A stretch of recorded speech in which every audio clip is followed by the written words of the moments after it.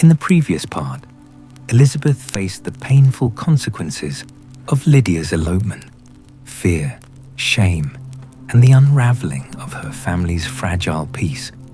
Amid the chaos, she carried the silent weight of her own awakening feelings for Mr. Darcy, feelings she could neither name nor fully suppress. Now, in this part, as news arrives from London, hope rises and falls with every letter. Elizabeth and her family cling desperately to the smallest signs of progress, while Wickham's true character continues to darken in the light of new revelations. Yet beneath all this turmoil, Elizabeth finds herself confronting an even deeper turmoil within, one born not of Lydia's folly, but of her own heart. If you enjoy following these quiet but powerful shifts in emotion, feel free to leave a small sign of support. It truly helps me continue sharing each chapter with you. And now, let us step into Part 5 of the story.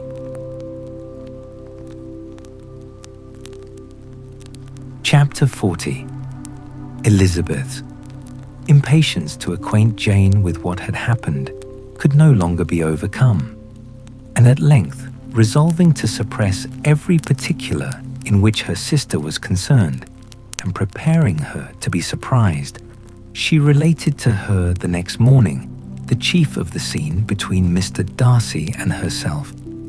Miss Bennet's astonishment was soon lessened by the strong sisterly partiality which made any admiration of Elizabeth appear perfectly natural, and all surprise was shortly lost in other feelings. She was sorry that Mr. Darcy should have delivered his sentiments in a manner so little suited to recommend them, but still more was she grieved for the unhappiness which her sister's refusal must have given him. His being so sure of succeeding was wrong, said she, and certainly ought not to have appeared.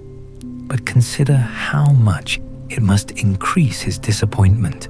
Indeed, replied Elizabeth, I am heartily sorry for him, but he has other feelings which will probably soon drive away his regard for me. You do not blame me, however, for refusing him. Blame you? Oh no. But you blame me for having spoken so warmly of Wickham? No, I do not know that you were wrong in saying what you did, but you will know it when I have told you what happened the very next day. She then spoke of the letter, repeating the whole of its contents, as far as they concerned George Wickham. What a stroke was this for poor Jane, who would willingly have gone through the world without believing that so much wickedness existed in the whole race of mankind, as was here, collected in one individual. Nor was Darcy's vindication, though grateful to her feelings, capable of consoling her for such discovery. Most earnestly did she labor to prove the probability of error, and seek to clear one without involving the other. This will not do, said Elizabeth. You never will be able to make both of them good for anything. Take your choice, but you must be satisfied with only one. There is but such a quantity of merit between them, just enough to make one good sort of man, and of late it has been shifting about pretty much. For my part, I am inclined to believe it all Mr. Darcy's, but you shall do as you choose. It was some time, however, before a smile could be extorted from Jane.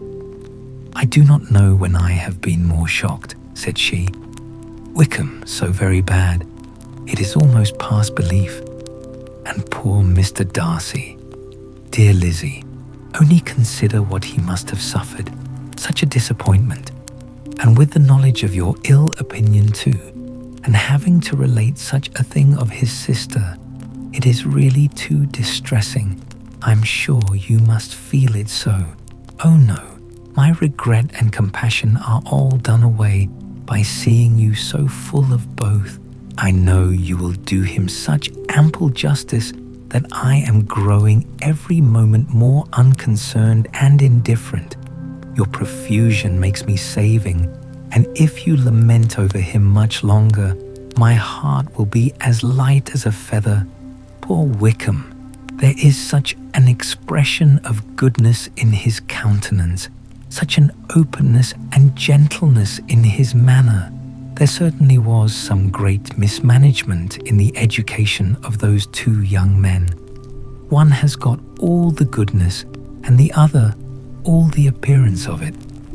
I never thought Mr. Darcy so deficient in the appearance of it as you used to do, and yet I meant to be uncommonly clever in taking so decided a dislike to him without any reason.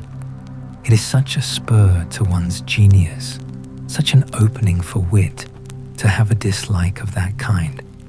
One may be continually abusive without saying anything just, but one cannot be always laughing at a man without now and then stumbling on something witty. Lizzie, when you first read that letter, I'm sure you could not treat the matter as you do now. Indeed, I could not. I was uncomfortable enough. I was very uncomfortable, I may say unhappy, and with no one to speak to of what I felt, no Jane to comfort me, and say that I had not been so very weak and vain and nonsensical as I knew I had. Oh, how I wanted you! How unfortunate that you should have used such very strong expressions in speaking of Wickham to Mr. Darcy, for now they do appear wholly undeserved. Certainly, but the misfortune of speaking with bitterness is a most natural consequence of the prejudices I had been encouraging. There is one point on which I want your advice. I want to be told whether I ought or ought not to make our acquaintance in general understand Wickham's character. Miss Bennet paused a little and then replied, "Surely there can be no occasion for exposing him so dreadfully. What is your own opinion? That it ought not to be attempted? Mr. Darcy has not authorized me to make his communication public.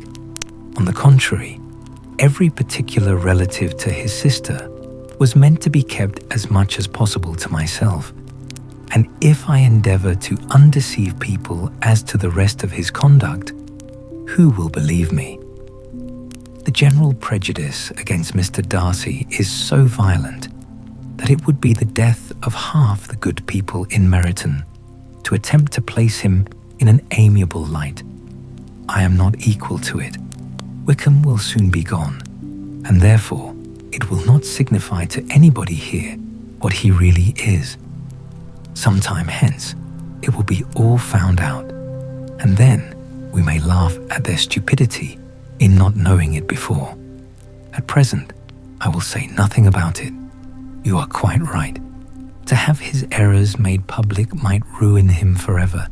He is now, perhaps, sorry for what he has done and anxious to re-establish a character. We must not make him desperate."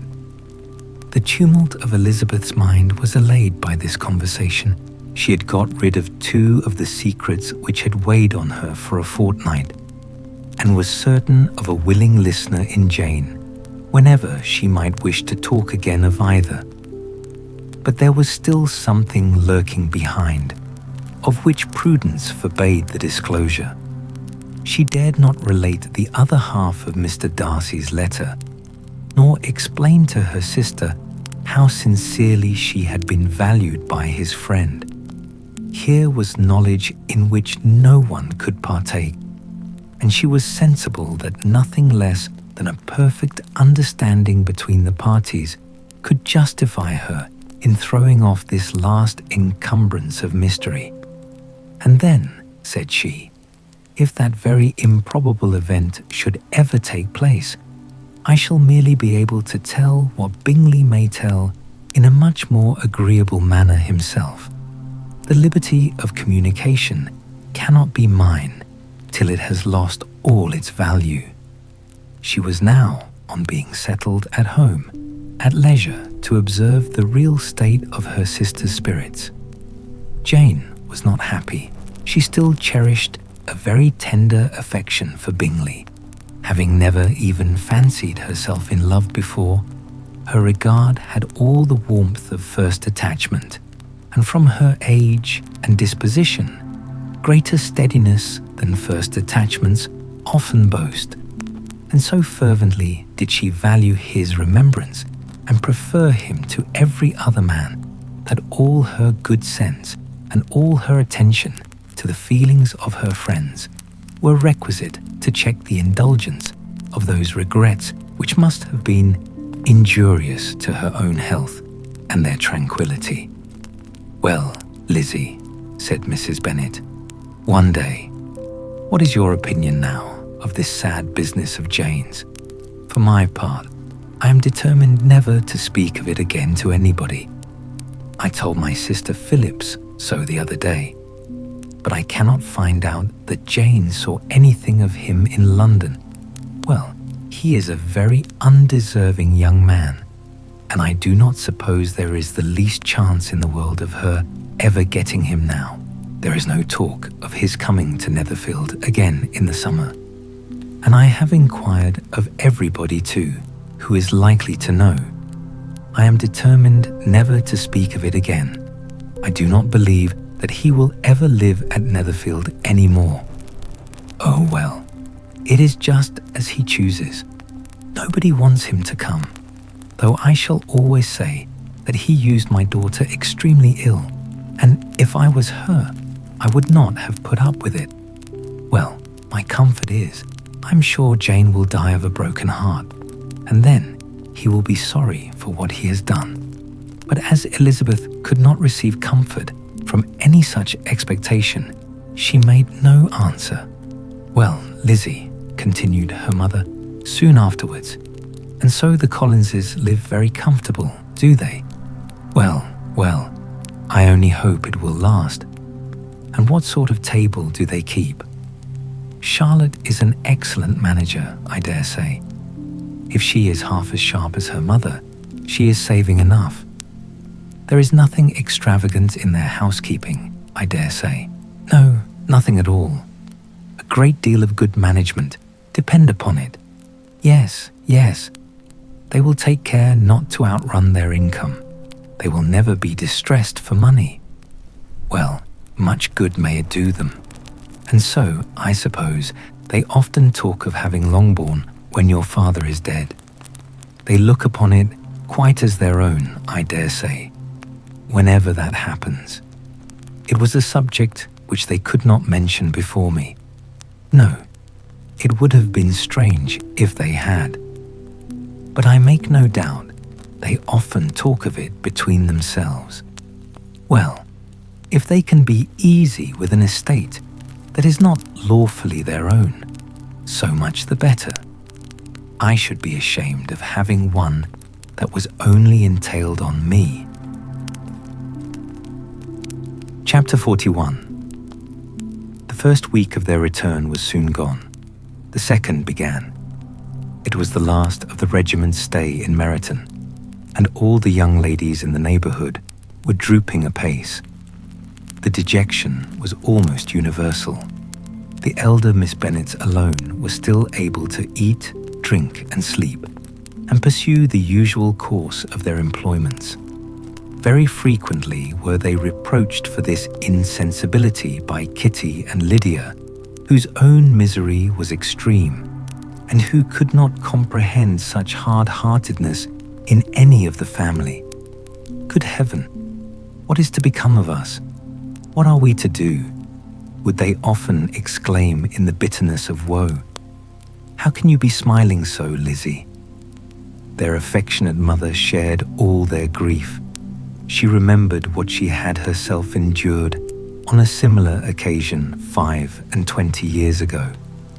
I am sure, said she, I cried for 2 days together when Colonel Miller's regiment went away. I thought I should have broke my heart. I'm sure I shall break mine, said Lydia. If one could but go to Brighton, observed Mrs. Bennet. Oh yes, if one could but go to Brighton. But Papa is so disagreeable. a little sea bathing would set me up forever. And my Aunt Phillips is sure it would do me a great deal of good," added Kitty. Such were the kind of lamentations resounding perpetually through Longbourn House. Elizabeth tried to be diverted by them, but all sense of pleasure was lost in shame. She felt anew the justice of Mr. Darcy's objections, and never had she before been so much disposed to pardon his interference in the views of his friend. But the gloom of Lydia's prospect was shortly cleared away, for she received an invitation from Mrs. Forster, the wife of the colonel of the regiment, to accompany her to Brighton. This invaluable friend was a very young woman, and very lately married.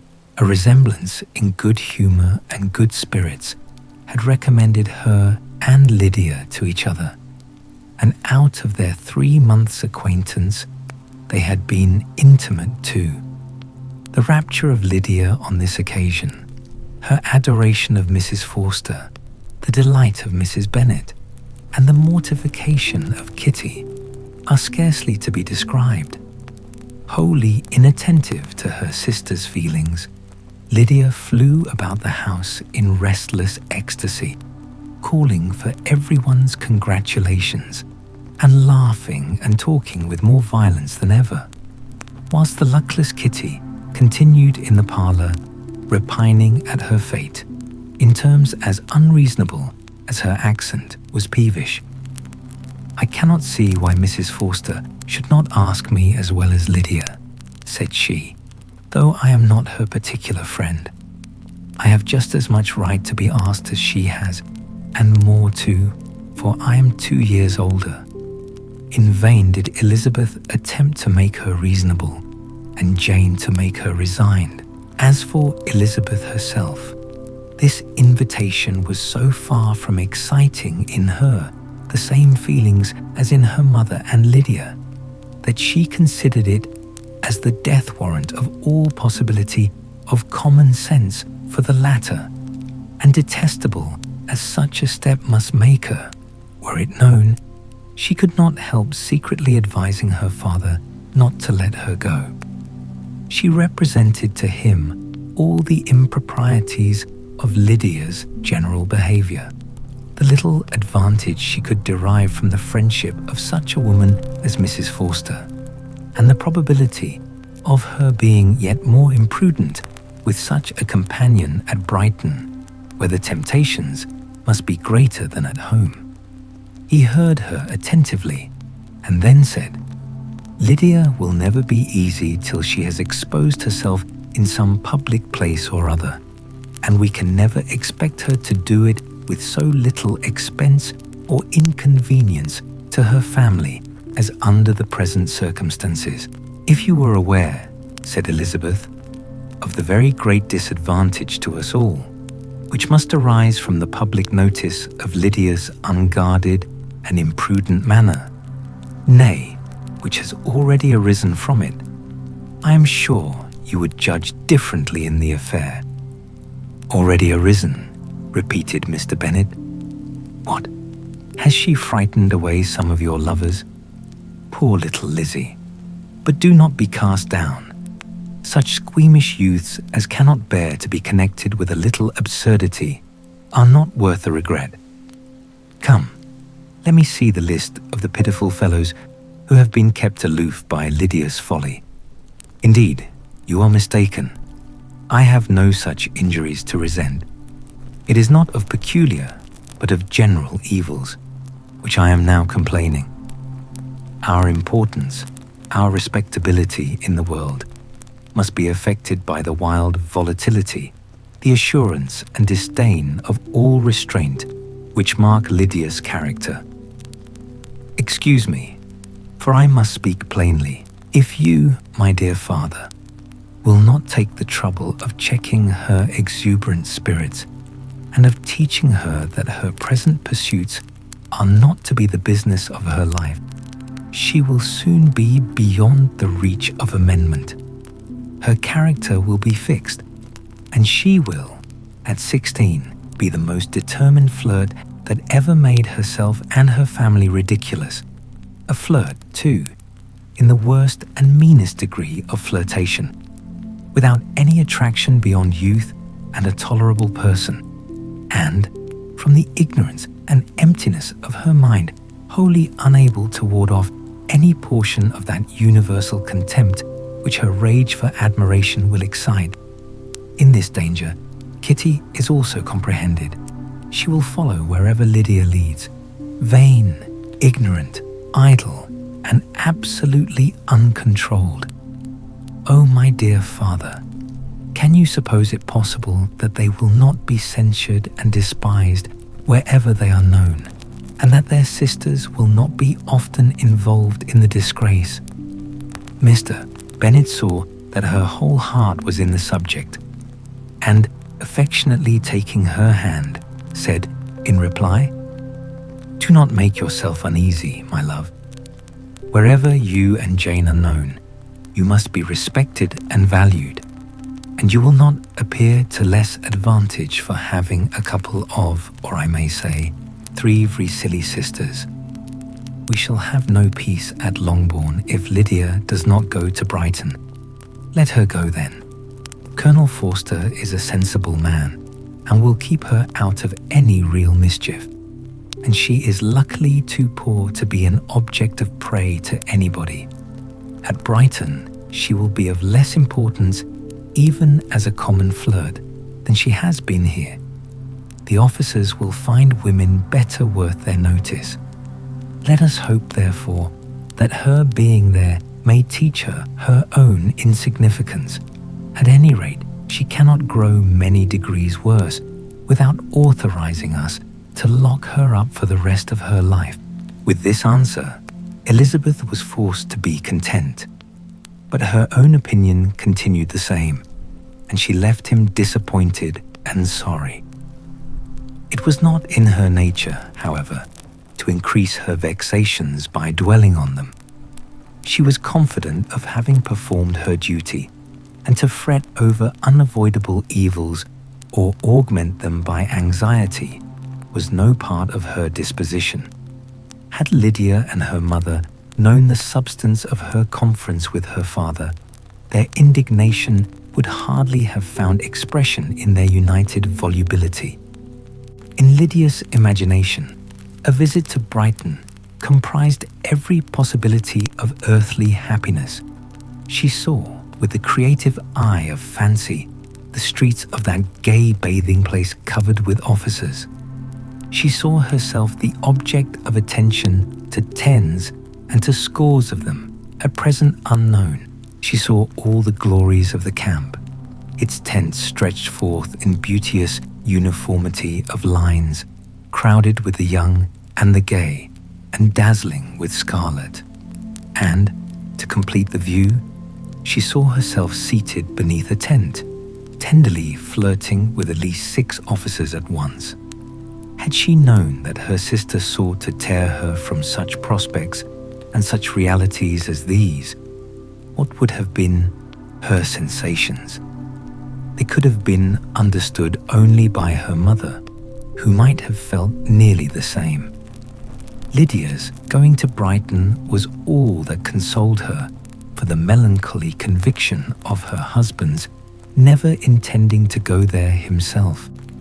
But they were entirely ignorant of what had passed, and their raptures continued with little intermission to the very day of Lydia's leaving home.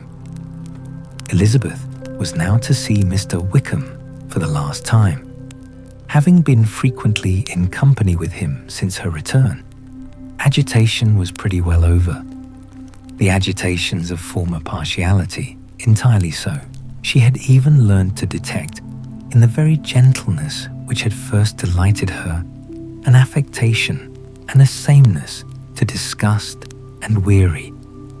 In his present behavior to herself, moreover, she had a fresh source of displeasure, for the inclination he soon testified of renewing those attentions which had marked the early part of their acquaintance could only serve, after what had since passed, to provoke her.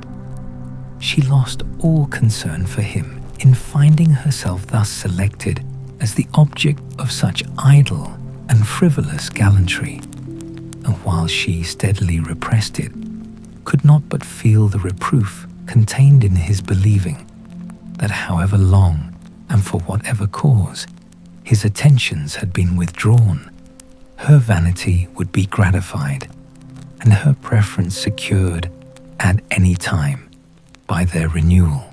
On the very last day of the regiment's remaining in Meryton, he dined, with others of the officers, at Longbourn, and so little was Elizabeth disposed to part from him in good humour, that, on his making some inquiry as to the manner in which her time had passed at Hunsford, she mentioned Colonel Fitzwilliam's and Mr. Darcy's having both spent 3 weeks at Rosings, and asked him if he were acquainted with the former.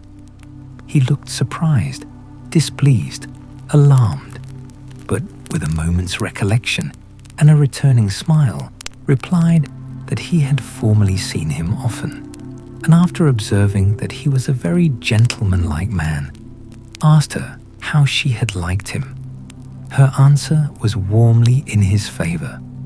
With an air of indifference, he soon afterwards added, "How long did you say that he was at Rosings?" "Nearly 3 weeks." "And you saw him frequently?" "Yes, almost every day." "His manners are very different from his cousin's." "Yes, very different. But I think Mr. Darcy improves on acquaintance." "Indeed," cried Wickham, with a look which did not escape her. "And pray, may I ask," but checking himself, he added, in a gayer tone, "is it in address that he improves? Has he deigned to add aught of civility to his ordinary style? For I dare not hope," he continued, in a lower and more serious tone, "that he is improved in essentials." "Oh no," said Elizabeth. "In essentials, I believe, he is very much what he ever was." While she spoke, Wickham looked as if scarcely knowing whether to rejoice over her words or to distrust their meaning. There was a something in her countenance which made him listen with an apprehensive and anxious attention, while she added, "When I said that he improved on acquaintance, I did not mean that either his mind or manners were in a state of improvement, but that, from knowing him better, his disposition was better understood." Wickham's alarm now appeared in a heightened complexion and agitated look. For a few minutes he was silent, till, shaking off his embarrassment, he turned to her again and said in the gentlest of accents, "You, who so well know my feelings towards Mr. Darcy, will readily comprehend how sincerely I must rejoice that he is wise enough to assume even the appearance of what is right. His pride in that direction may be of service, if not to himself, to many others, for it must deter him from such foul misconduct as I have suffered by. I only fear that the sort of cautiousness to which you, I imagine, have been alluding, is merely adopted on his visits to his aunt, of whose good opinion and judgment he stands much in awe. His fear of her has always operated, I know, when they were together, and a good deal is to be imputed to his wish of forwarding the match with Mr. Bourg, which I am certain he has very much at heart." Elizabeth could not repress a smile at this, but she answered only by a slight inclination of the head. She saw that he wanted to engage her on the old subject of his grievances, and she was in no humour to indulge him. The rest of the evening passed with the appearance, on his side, of usual cheerfulness, but with no further attempt to distinguish Elizabeth, and they parted at last with mutual civility and possibly a mutual desire of never meeting again. When the party broke up, Lydia returned with Mrs. Forster to Meryton, from whence they were to set out early the next morning. The separation between her and her family was rather noisy than pathetic. Kitty was the only one who shed tears, but she did weep from vexation and envy. Mrs. Bennet was diffuse in her good wishes for the felicity of her daughter, and impressive in her injunctions that she would not miss the opportunity of enjoying herself as much as possible, advice which there was every reason to believe would be attended to. And in the clamorous happiness of Lydia herself in bidding farewell, the more gentle adieus of her sisters were uttered without being heard. Chapter 42. Had Elizabeth's opinion been all drawn from her own family, she could not have formed a very pleasing picture of conjugal felicity or domestic comfort. Her father, captivated by youth and beauty, and that appearance of good humour which youth and beauty generally give, had married a woman whose weak understanding and illiberal mind had very early in their marriage put an end to all real affection for her. Respect, esteem, and confidence had vanished forever, and all his views of domestic happiness were overthrown. But Mr. Bennet was not of a disposition to seek comfort for the disappointment which his own imprudence had brought on in any of those pleasures which too often console the unfortunate for their folly or their vice. He was fond of the country and of books, and from these tastes had arisen his principal enjoyments. To his wife he was very little otherwise indebted than as her ignorance and folly had contributed to his amusement. This is not the sort of happiness which a man would in general wish to owe to his wife. But where other powers of entertainment are wanting, the true philosopher will derive benefit from such as are given. Elizabeth, however, had never been blind to the impropriety of her father's behavior as a husband. She had always seen it with pain, but respecting his abilities and grateful for his affectionate treatment of herself, she endeavored to forget what she could not overlook, and to banish from her thoughts that continual breach of conjugal obligation and decorum, which, in exposing his wife to the contempt of her own children, was so highly reprehensible.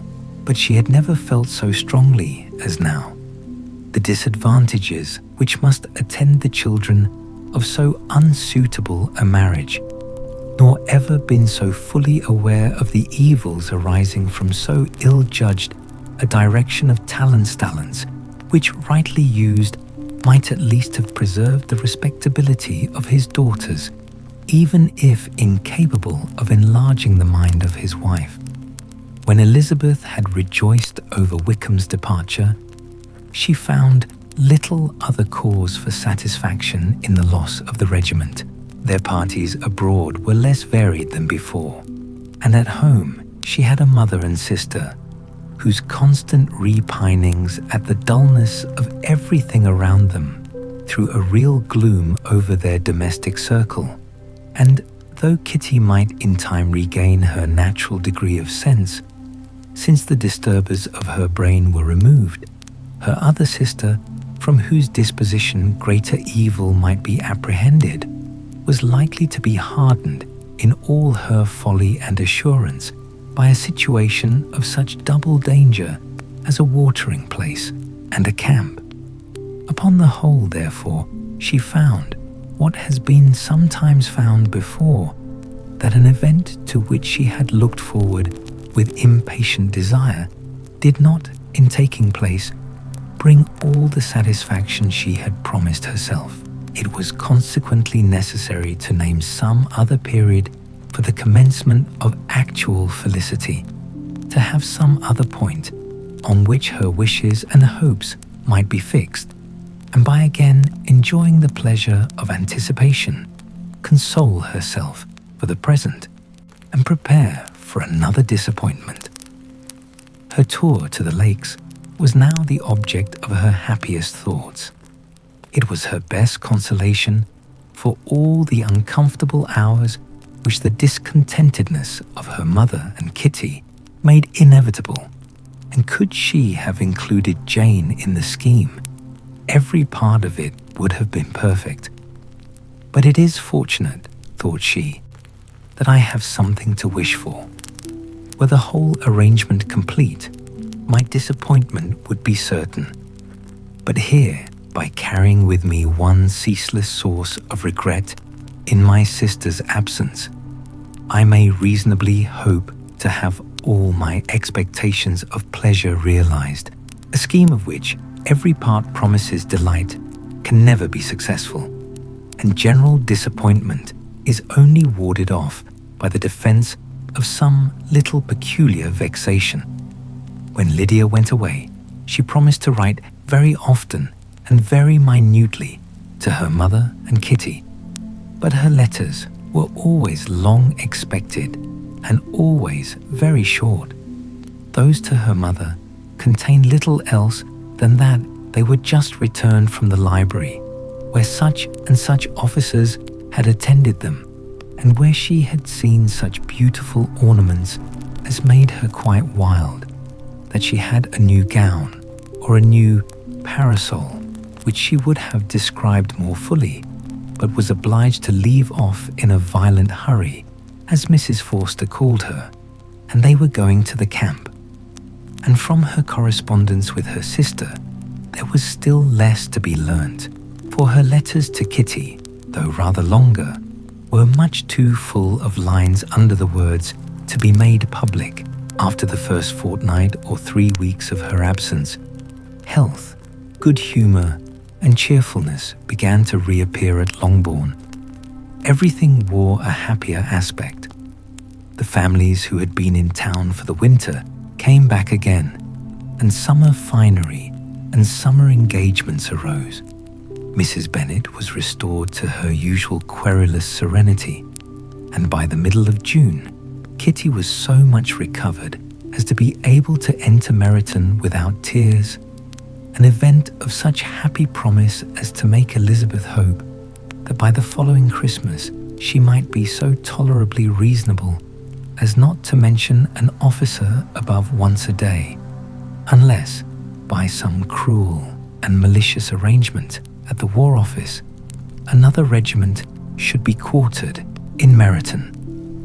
The time fixed for the beginning of their northern tour was now fast approaching, and a fortnight only was wanting of it, when a letter arrived from Mrs. Gardiner, which at once delayed its commencement and curtailed its extent.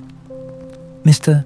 Gardiner would be prevented by business from setting out till a fortnight later in July, and must be in London again within a month, and as that left too short a period for them to go so far and see so much as they had proposed, or at least to see it with the leisure and comfort they had built on, they were obliged to give up the lakes and substitute a more contracted tour, and, according to the present plan, were to go no farther northward than Derbyshire. In that county there was enough to be seen to occupy the chief of their 3 weeks, and to Mrs. Gardiner it had a peculiarly strong attraction. The town where she had formerly passed some years of her life, and where they were now to spend a few days, was probably as great an object of her curiosity as all the celebrated beauties of Matlock, Chatsworth, Dovedale, or the Peak. Elizabeth was excessively disappointed. She had set her heart on seeing the lakes, and still thought there might have been time enough, but it was her business to be satisfied, and certainly her temper to be happy, and all was soon right again. With the mention of Derbyshire, there were many ideas connected. It was impossible for her to see the word without thinking of Pemberley and its owner. But surely, said she, I may enter his county with impunity and rob it of a few petrified spars without his perceiving me. The period of expectation was now doubled. 4 weeks were to pass away before her uncle and aunt's arrival. But they did pass away, and Mr. and Mrs. Gardiner, with their 4 children, did at length appear at Longbourn. The children, 2 girls of 6 and 8 years old, and 2 younger boys, were to be left under the particular care of their cousin Jane, who was the general favourite, and whose steady sense and sweetness of temper exactly adapted her for attending to them, in every way teaching them, playing with them, and loving them. The Gardiners stayed only 1 night at Longbourn, and set off the next morning with Elizabeth in pursuit of novelty and amusement. One enjoyment was certain, that of suitableness as companions, a suitableness which comprehended health and temper, to bear inconvenience, cheerfulness, to enhance every pleasure and affection and intelligence, which might supply it among themselves if there were disappointments abroad. It is not the object of this work to give a description of Derbyshire, nor of any of the remarkable places through which their route thither lay. Oxford, Blenheim, Warwick, Kenilworth, Birmingham, etc. are sufficiently known. A small part of Derbyshire is all the present concern. To the little town of Lambton, the scene of Mrs. Gardiner's former residence, and where she had lately learned that some acquaintance still remained, they bent their steps after having seen all the principal wonders of the country. And within 5 miles of Lambton, Elizabeth found from her aunt that Pemberley was situated. It was not in their direct road, nor more than a mile or 2 out of it. In talking over their route the evening before, Mrs. Gardiner expressed an inclination to see the place again. Mr. Gardiner declared his willingness, and Elizabeth was applied to for her approbation. "My love, should not you like to see a place of which you have heard so much?" said her aunt. "A place, too, with which so many of your acquaintance are connected. Wickham passed all his youth there, you know." Elizabeth was distressed. She felt that she had no business at Pemberley, and was obliged to assume a disinclination for seeing it. She must own that she was tired of great houses. After going over so many, she really had no pleasure in fine carpets or satin curtains.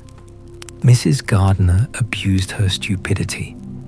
"If it were merely a fine house richly furnished," said she, "I should not care about it myself.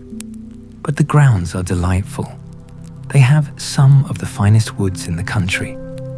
Elizabeth said no more, but her mind could not acquiesce. The possibility of meeting Mr. Darcy while viewing the place instantly occurred. It would be dreadful.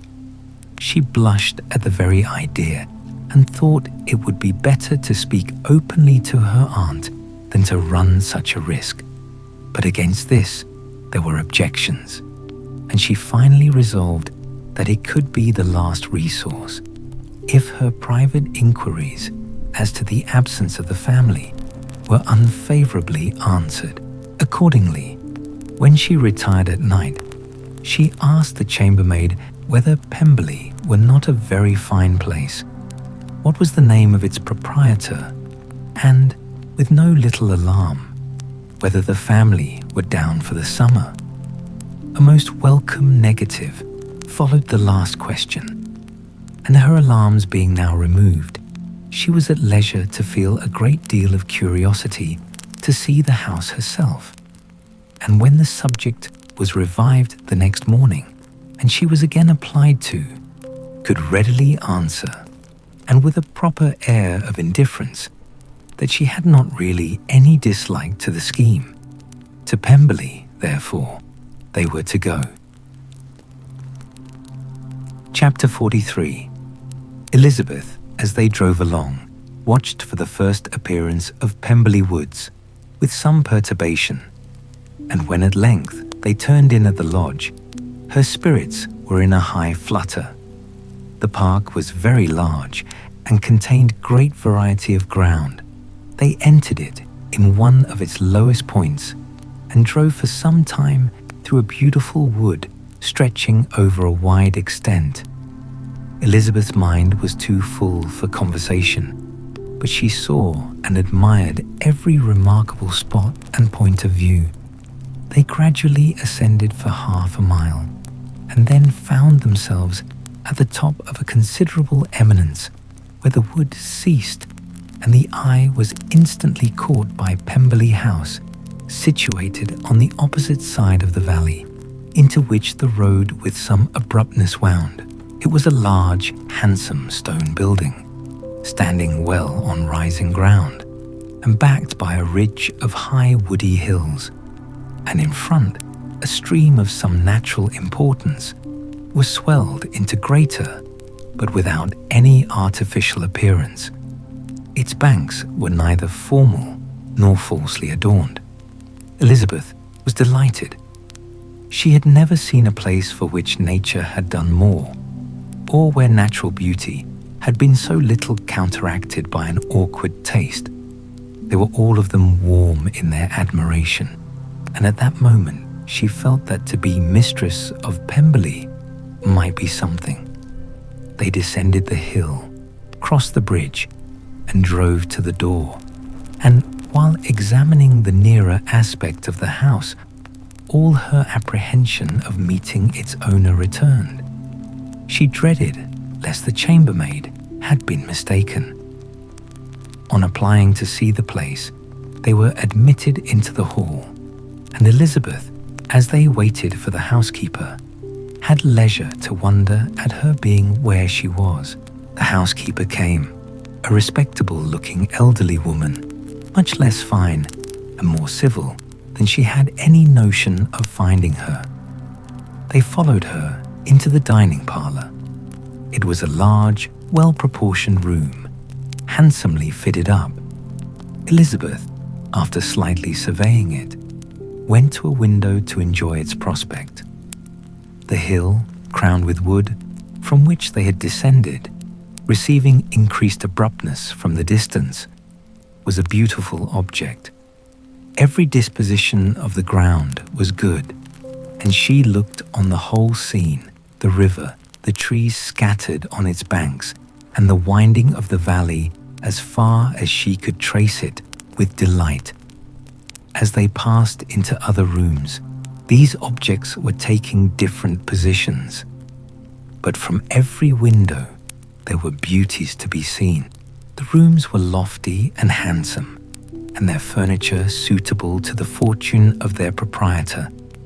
But Elizabeth saw, with admiration of his taste, that it was neither gaudy nor uselessly fine, with less of splendour and more real elegance than the furniture of Rosings. And of this place, thought she, I might have been mistress. With these rooms, I might have now been familiarly acquainted.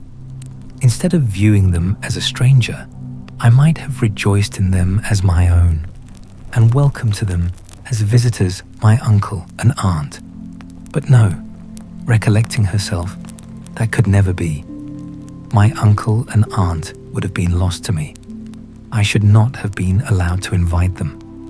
This was a lucky recollection. It saved her from something like regret.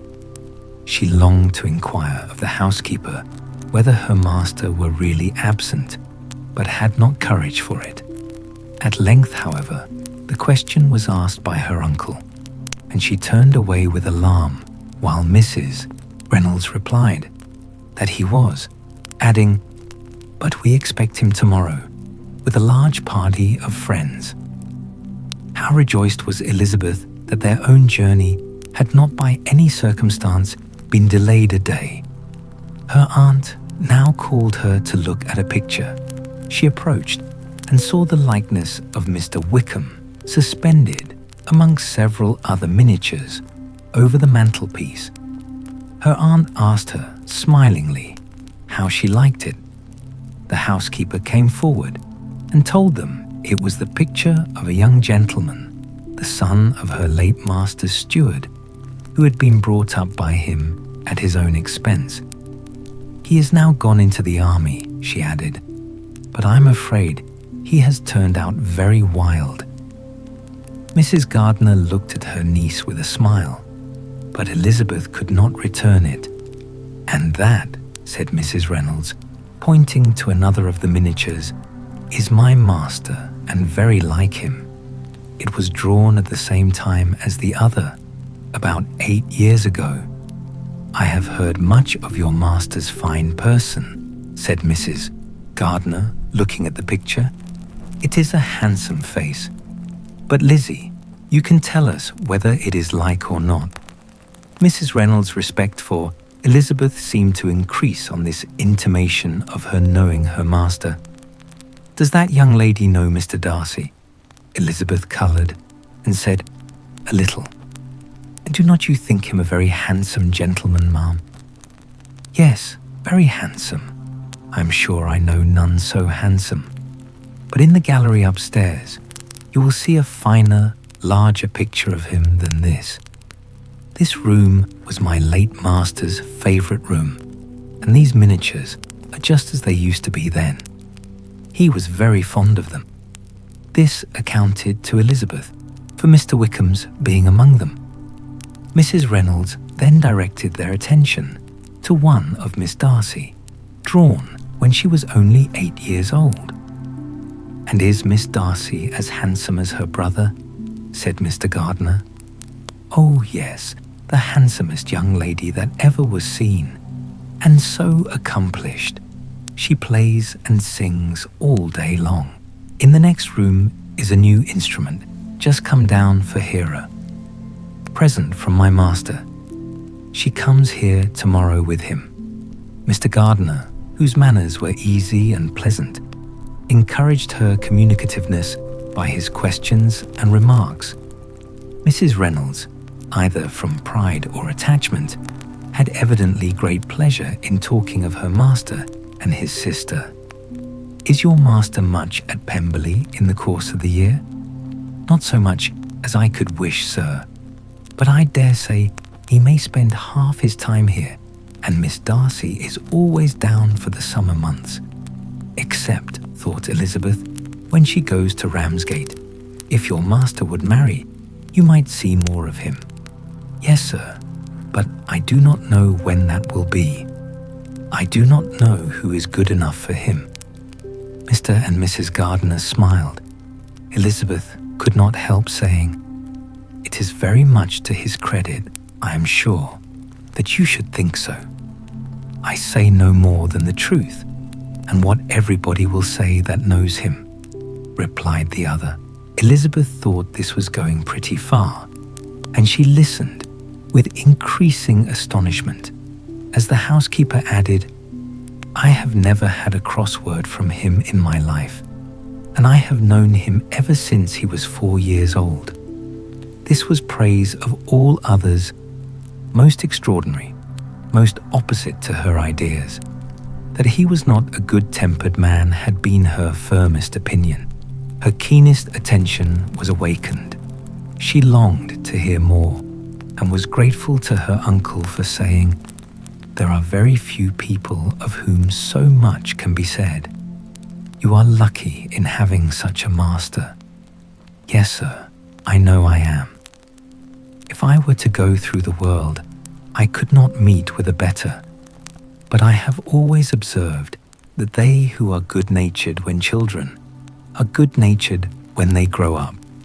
And he was always the sweetest-tempered, most generous-hearted boy in the world. Elizabeth almost stared at her. Can this be Mr. Darcy? Thought she. His father was an excellent man, said Mrs. Gardiner. Yes, ma'am, that he was indeed, and his son will be just like him, just as affable to the poor. Elizabeth listened, wondered, doubted, and was impatient for more. Mrs. Reynolds could interest her on no other point. She related the subjects of the pictures, the dimensions of the rooms, and the price of the furniture in vain. Mr. Gardiner, highly amused by the kind of family prejudice to which he attributed her excessive commendation of her master, soon led again to the subject, and she dwelt with energy on his many merits as they proceeded together up the great staircase. "He is the best landlord and the best master," said she, "that ever lived. Not like the wild young men nowadays, who think of nothing but themselves. There is not one of his tenants or servants but what will give him a good name. Some people call him proud, but I am sure I never saw anything of it. To my fancy, it is only because he does not rattle away like other young men. In what an amiable light does this place him," thought Elizabeth. "This fine account of him," whispered her aunt as they walked, "is not quite consistent with his behavior to our poor friend. Perhaps we might be deceived. That is not very likely. Our authority was too good."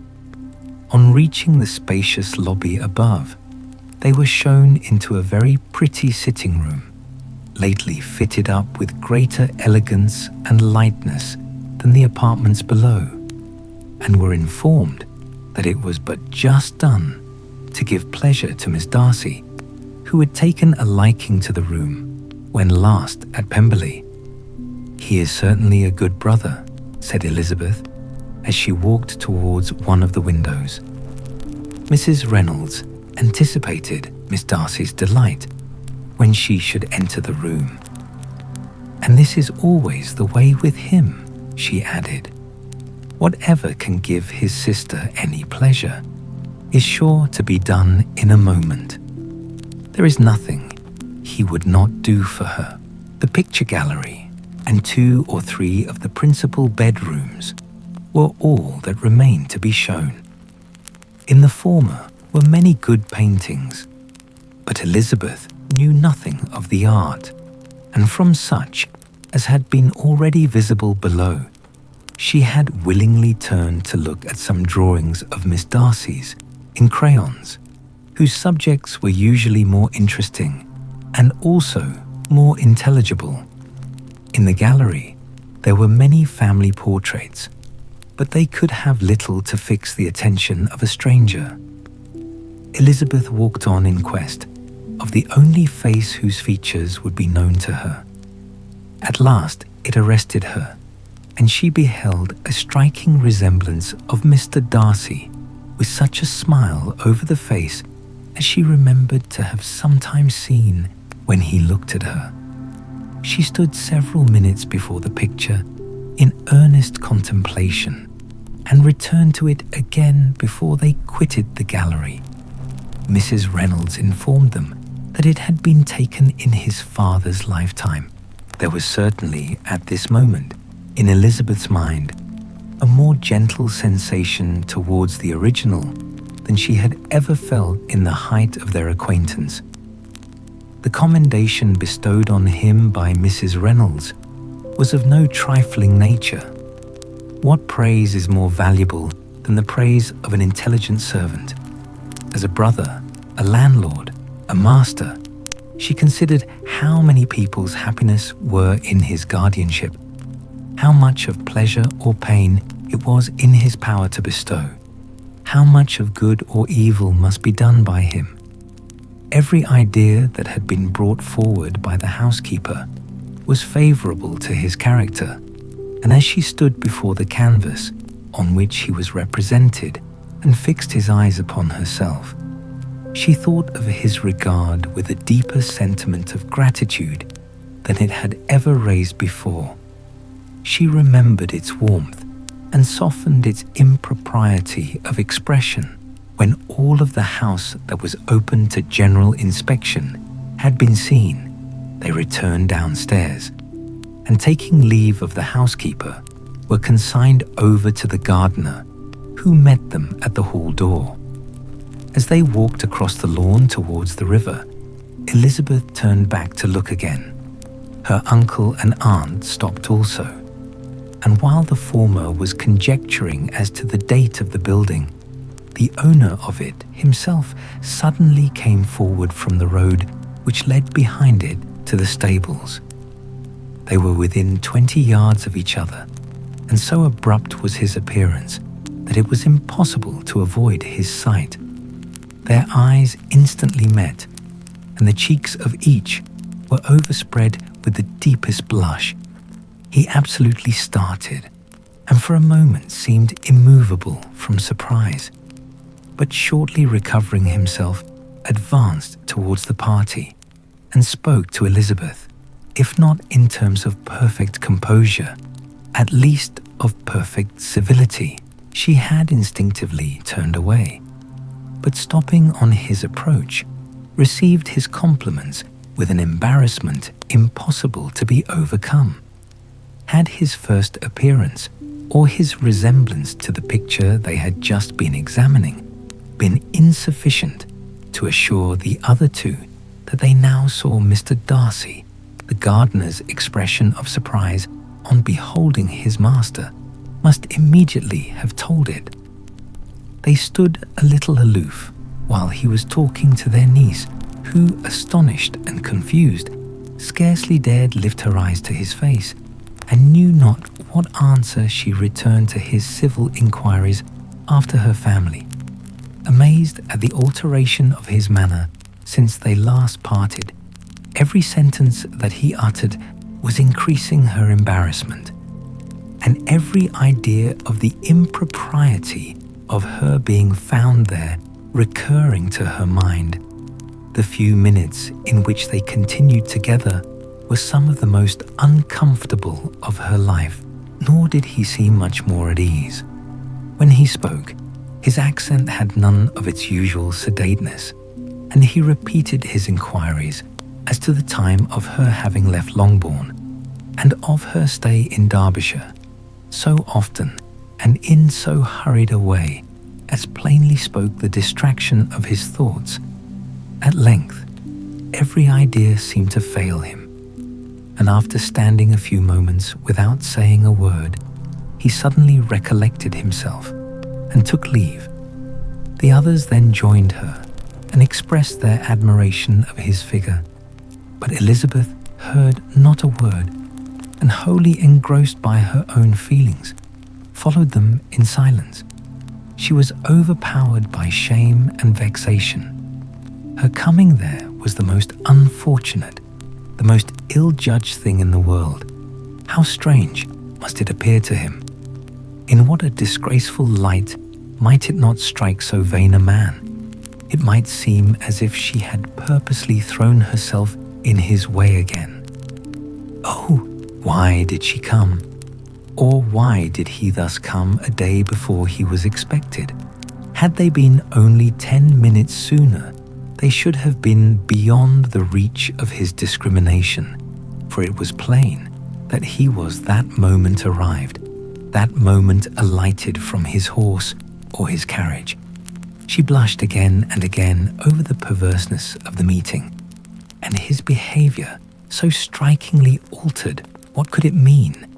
That he should even speak to her was amazing, but to speak with such civility, to inquire after her family. Never in her life had she seen his manners so little dignified. Never had he spoken with such gentleness as on this unexpected meeting. What a contrast did it offer to his last address in Rosings Park, when he put his letter into her hand. She knew not what to think or how to account for it. They had now entered a beautiful walk by the side of the water, and every step was bringing forward a nobler fall of ground or a finer reach of the woods to which they were approaching.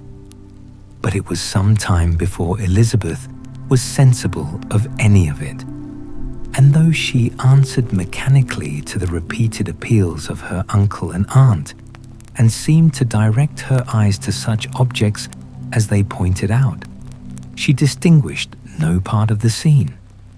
Her thoughts were all fixed on that one spot of Pemberley House, whichever it might be, where Mr. Darcy then was.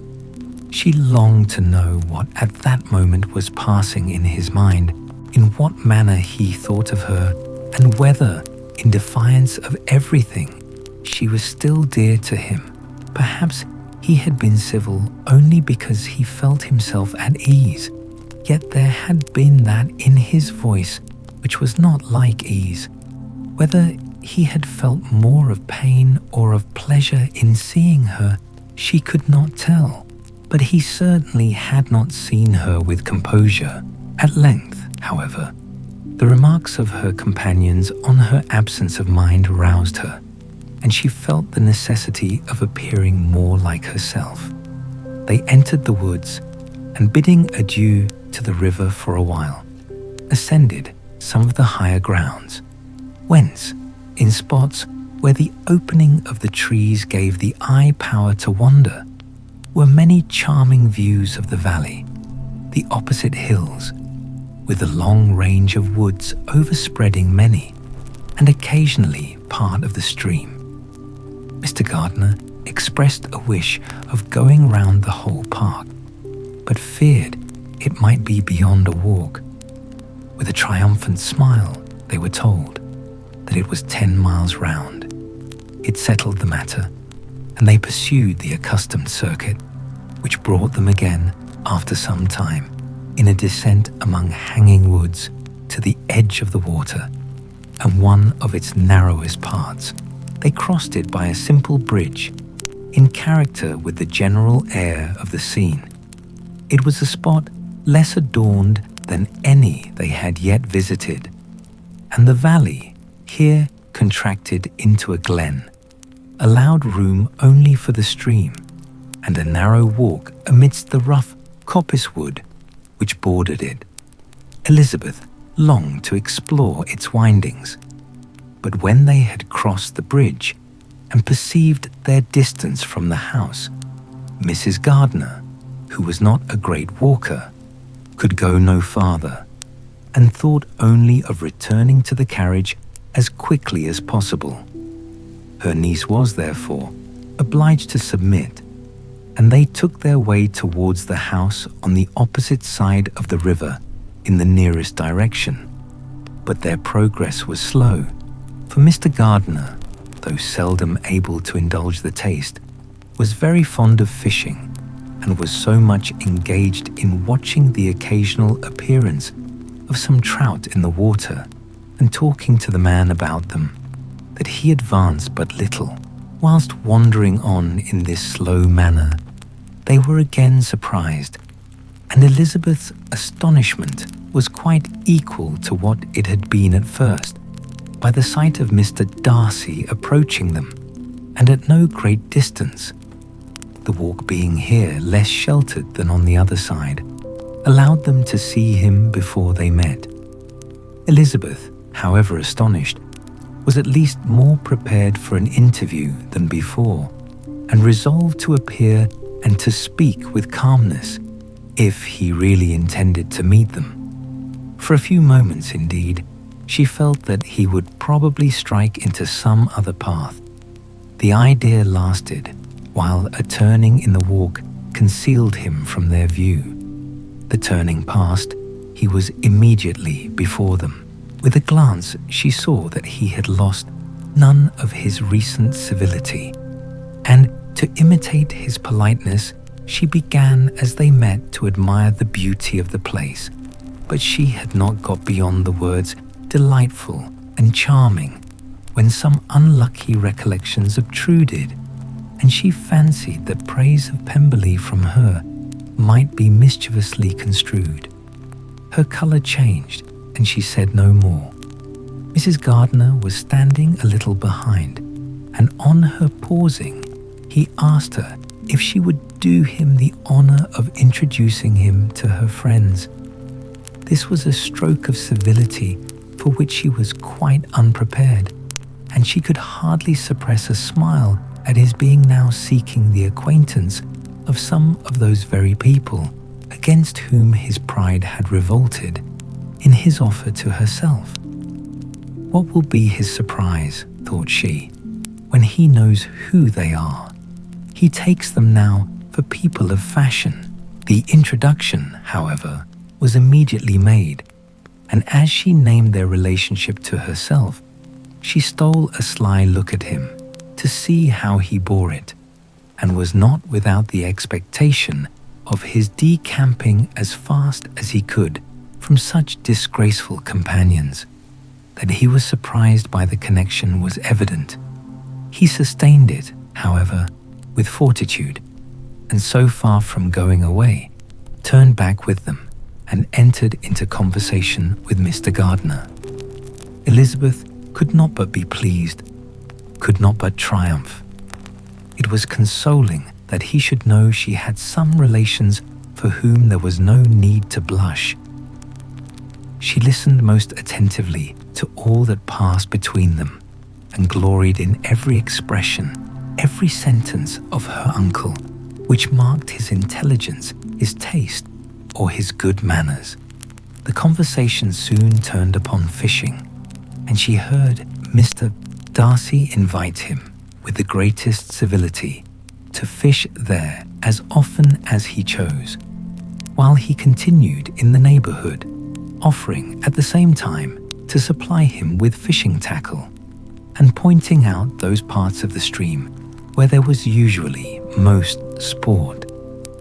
Mrs. Gardiner, who was walking arm in arm with Elizabeth, gave her a look expressive of her wonder. Elizabeth said nothing, but it gratified her exceedingly. The compliment must be all for herself. Her astonishment, however, was extreme, and continually was she repeating, "Why is he so altered? From what can it proceed? It cannot be for me. It cannot be for my sake that his manners are thus softened. My reproofs at Hunsford could not work such a change as this. It is impossible that he should still love me." After walking some time in this way, the two ladies in front, the two gentlemen behind, on resuming their places, after descending to the brink of the river for the better inspection of some curious water plant, there chanced to be a little alteration. It originated in Mrs. Gardiner, who, fatigued by the exercise of the morning, found Elizabeth's arm inadequate to her support, and consequently preferred her husband's. Mr. Darcy took her place by her niece, and they walked on together. After a short silence, the lady first spoke. She wished him to know that she had been assured of his absence before she came to the place, and accordingly began by observing that his arrival had been very unexpected, for your housekeeper, she added, informed us that you would certainly not be here till tomorrow, and indeed, before we left Bakewell, we understood that you were not immediately expected in the country. He acknowledged the truth of it all, and said that business with his steward had occasioned his coming forward a few hours before the rest of the party with whom he had been travelling. "They will join me early tomorrow," he continued, "and among them are some who will claim an acquaintance with you, Mr. Bingley and his sisters." Elizabeth answered only by a slight bow. Her thoughts were instantly driven back to the time when Mr. Bingley's name had been last mentioned between them, and if she might judge from his complexion, his mind was not very differently engaged. "There is also one other person in the party," he continued after a pause, "who more particularly wishes to be known to you. Will you allow me, or do I ask too much, to introduce my sister to your acquaintance during your stay at Lambton?" The surprise of such an application was great indeed. It was too great for her to know in what manner she acceded to it. She immediately felt that whatever desire Miss Darcy might have of being acquainted with her must be the work of her brother, and without looking farther, it was satisfactory. It was gratifying to know that his resentment had not made him think really ill of her. They now walked on in silence, each of them deep in thought. Elizabeth was not comfortable, that was impossible, but she was flattered and pleased. His wish of introducing his sister to her was a compliment of the highest kind. They soon outstripped the others, and when they had reached the carriage, Mr. and Mrs. Gardiner were half a quarter of a mile behind. He then asked her to walk into the house, but she declared herself not tired, and they stood together on the lawn. At such a time, much might have been said, and silence was very awkward. She wanted to talk, but there seemed an embargo on every subject. At last, she recollected that she had been travelling, and they talked of Matlock and Dovedale with great perseverance. Yet time and her aunt moved slowly, and her patience and her ideas were nearly worn out before the TTE was over. On Mr. and Mrs. Gardiner's coming up, they were all pressed to go into the house and take some refreshment, but this was declined, and they parted on each side with the utmost politeness. Mr. Darcy handed the ladies into the carriage, and when it drove off, Elizabeth saw him walking slowly towards the house. The observations of her uncle and aunt now began, and each of them pronounced him to be infinitely superior to anything they had expected. "He is perfectly well behaved, polite and unassuming," said her uncle. "There is something a little stately in him, to be sure," replied her aunt, "but it is confined to his air, and is not unbecoming. I can now say with the housekeeper that though some people may call him proud, I have seen nothing of it. I was never more surprised than by his behaviour to us. It was more than civil, it was really attentive, and there was no necessity for such attention. His acquaintance with Elizabeth was very trifling. To be sure, Lizzie," said her aunt, "he is not so handsome as Wickham, or rather, he has not Wickham's countenance, for his features are perfectly good. But how came you to tell us that he was so disagreeable?" Elizabeth excused herself as well as she could, said that she had liked him better when they met in Kent than before, and that she had never seen him so pleasant as this morning. "But perhaps he may be a little whimsical in his civilities," replied her uncle. "Your great men often are, and therefore I shall not take him at his word about fishing, as he might change his mind another day and warn me off his grounds." Elizabeth felt that they had entirely mistaken his character, but said nothing. "From what we have seen of him," continued Mrs. Gardiner, "I really should not have thought that he could have behaved in so cruel a way by anybody as he has done by poor Wickham. He has not an ill-natured look. On the contrary, there is something pleasing about his mouth when he speaks, and there is something of dignity in his countenance that would not give one an unfavourable idea of his heart. But to be sure, the good lady who showed us the house did give him a most flaming character.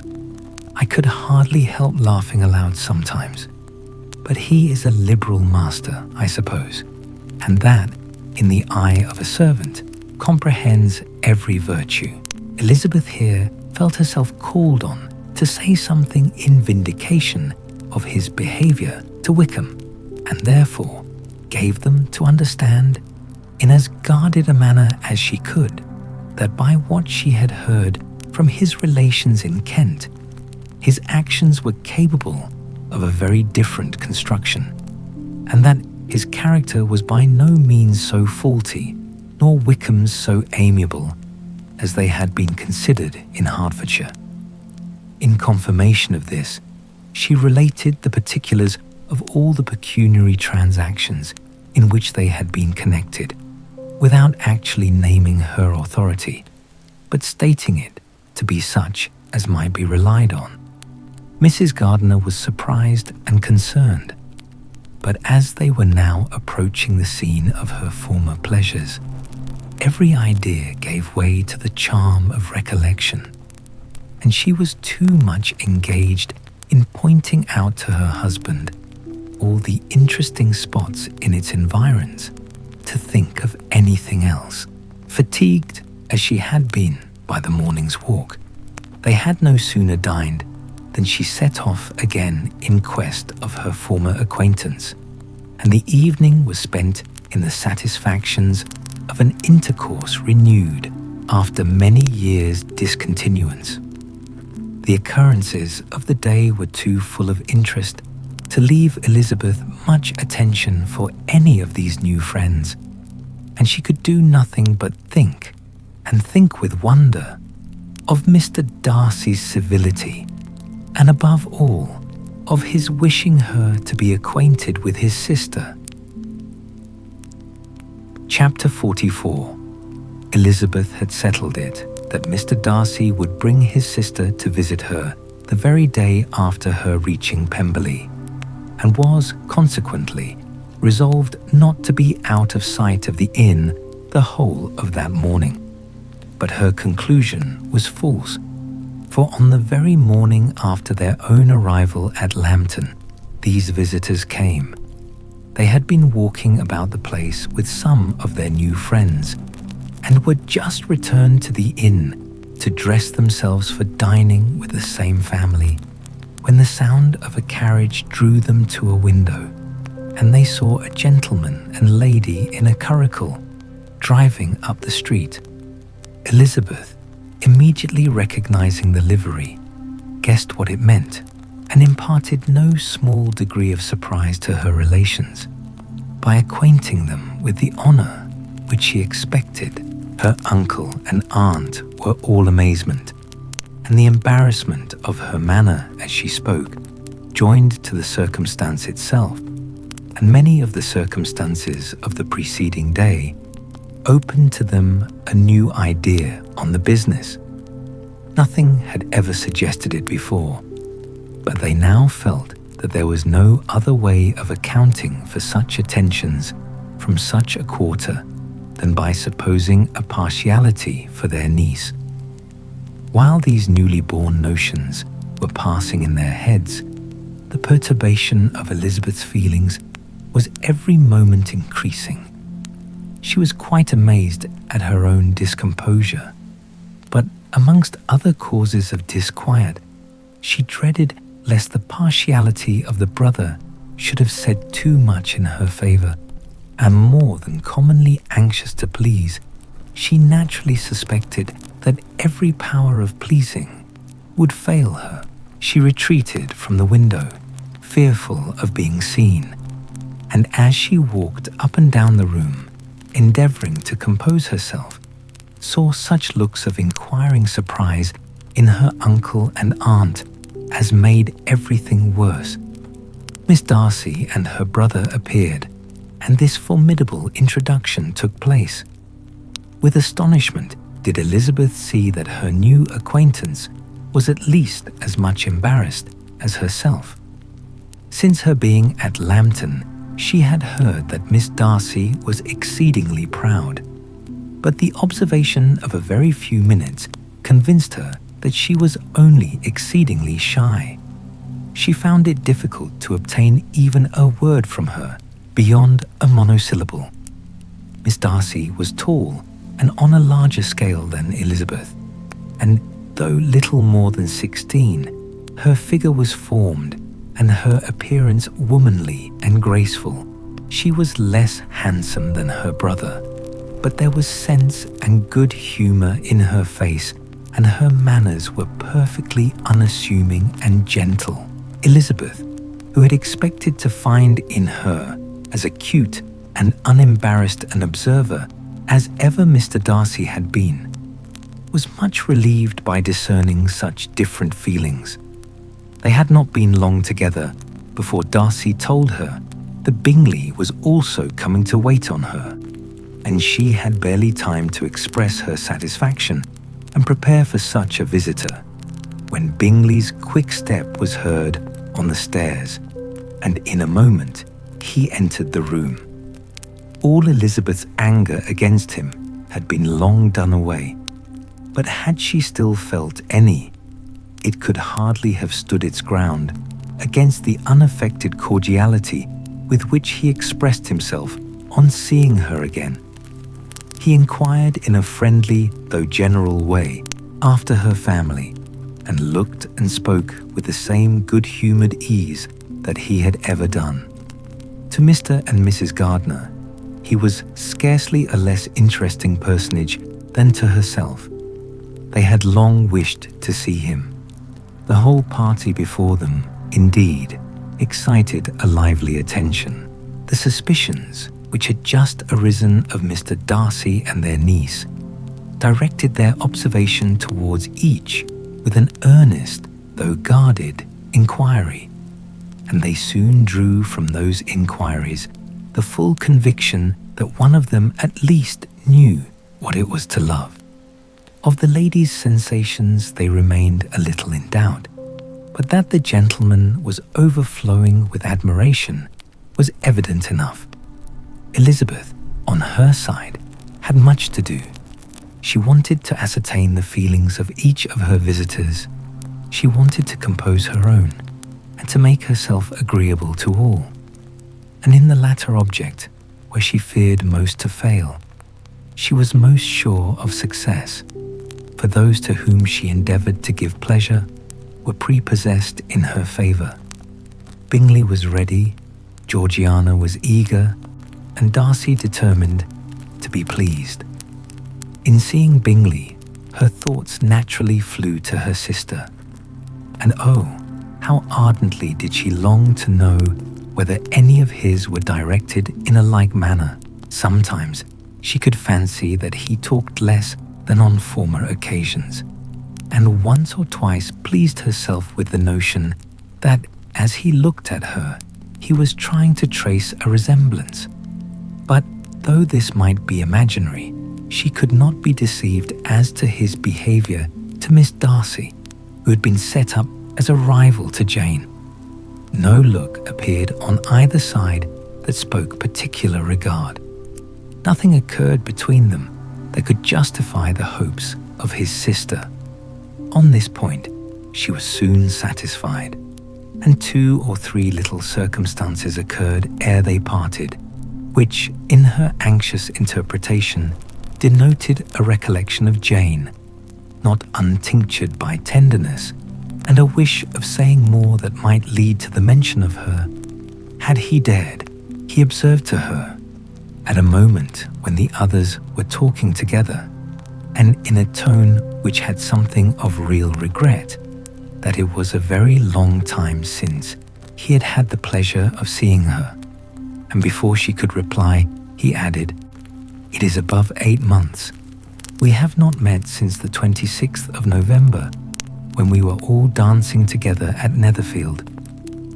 Elizabeth was pleased to find his memory so exact, and he afterwards took occasion to ask her, when unattended to by any of the rest, whether all her sisters were at Longbourn. There was not much in the question, nor in the preceding remark, but there was a look and a manner which gave them meaning. It was not often that she could turn her eyes on Mr. Darcy himself, but whenever she did catch a glimpse, she saw an expression of general complacence, and in all that he said, she heard an accent so far removed from hauteur or disdain of his companions, as convinced her that the improvement of manners which she had yesterday witnessed, however temporary its existence might prove, had at least outlived one day.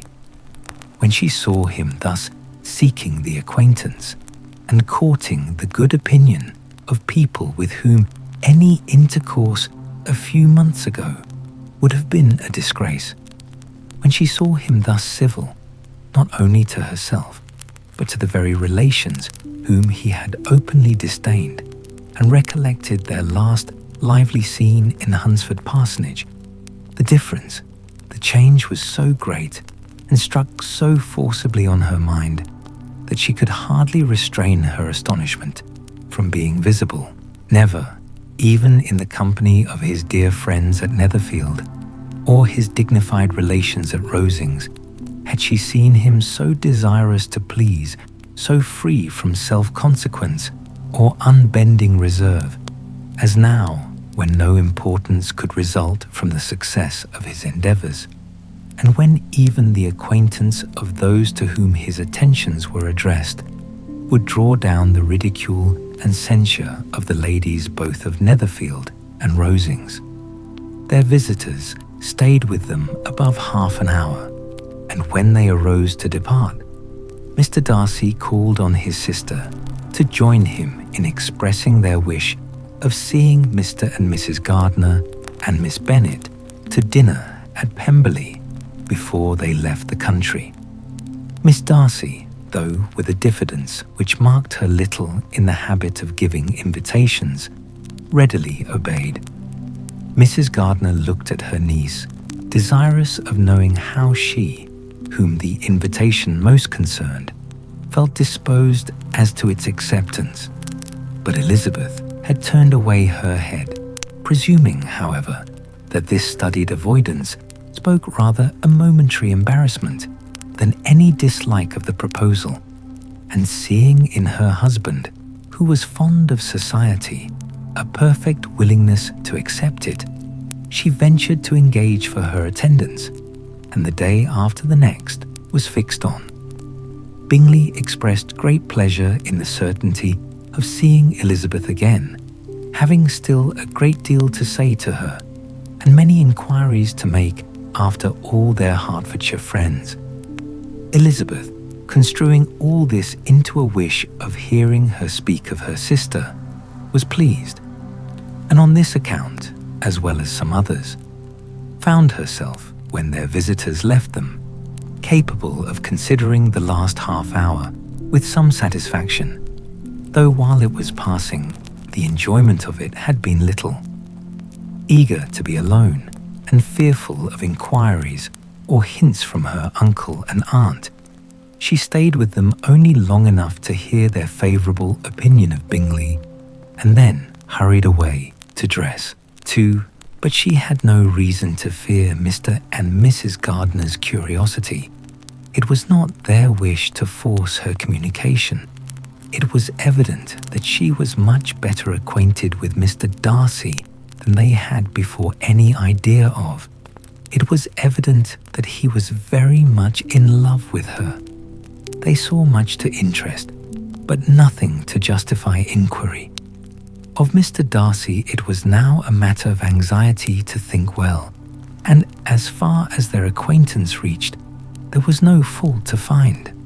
They could not be untouched by his politeness, and had they drawn his character from their own feelings and his servant's report, without any reference to any other account, the circle in Hertfordshire to which he was known would not have recognized it for Mr. Darcy.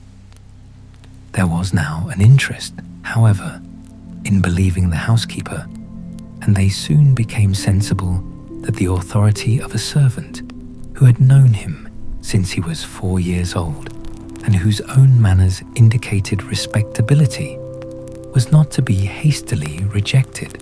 Neither had anything occurred in the intelligence of their Lambton friends that could materially lessen its weight.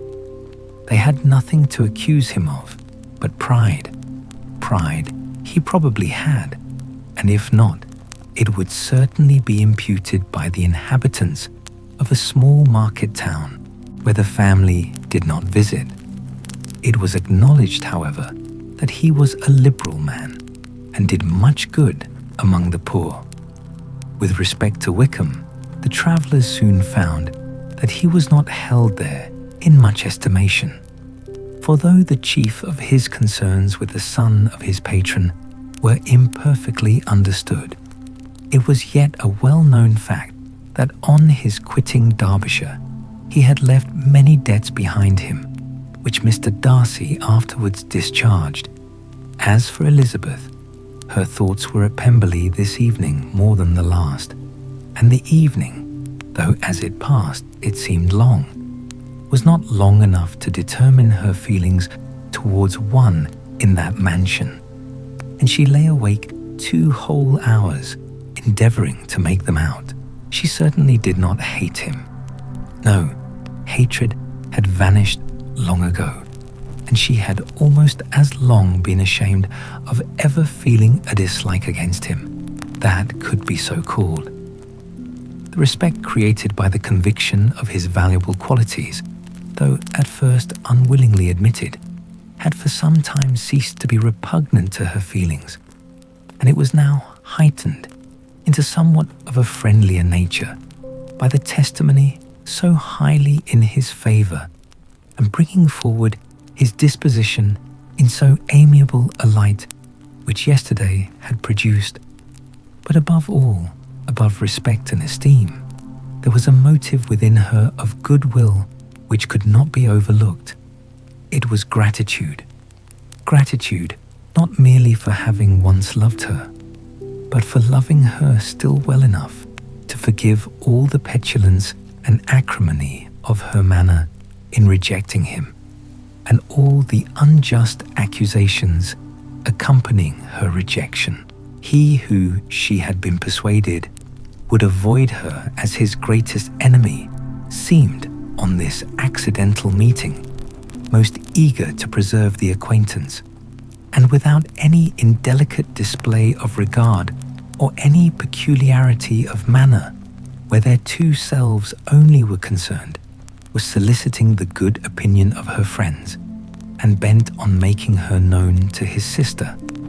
Such a change in a man of so much pride excited not only astonishment, but gratitude, for to love, ardent love, it must be attributed, and as such, its impression on her was of a sort to be encouraged, as by no means unpleasing, though it could not be exactly defined.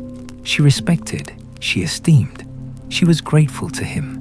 She felt a real interest in his welfare, and she only wanted to know how far she wished that welfare to depend upon herself, and how far it would be for the happiness of both that she should employ the power which her fancy told her she still possessed of bringing on the renewal of his addresses.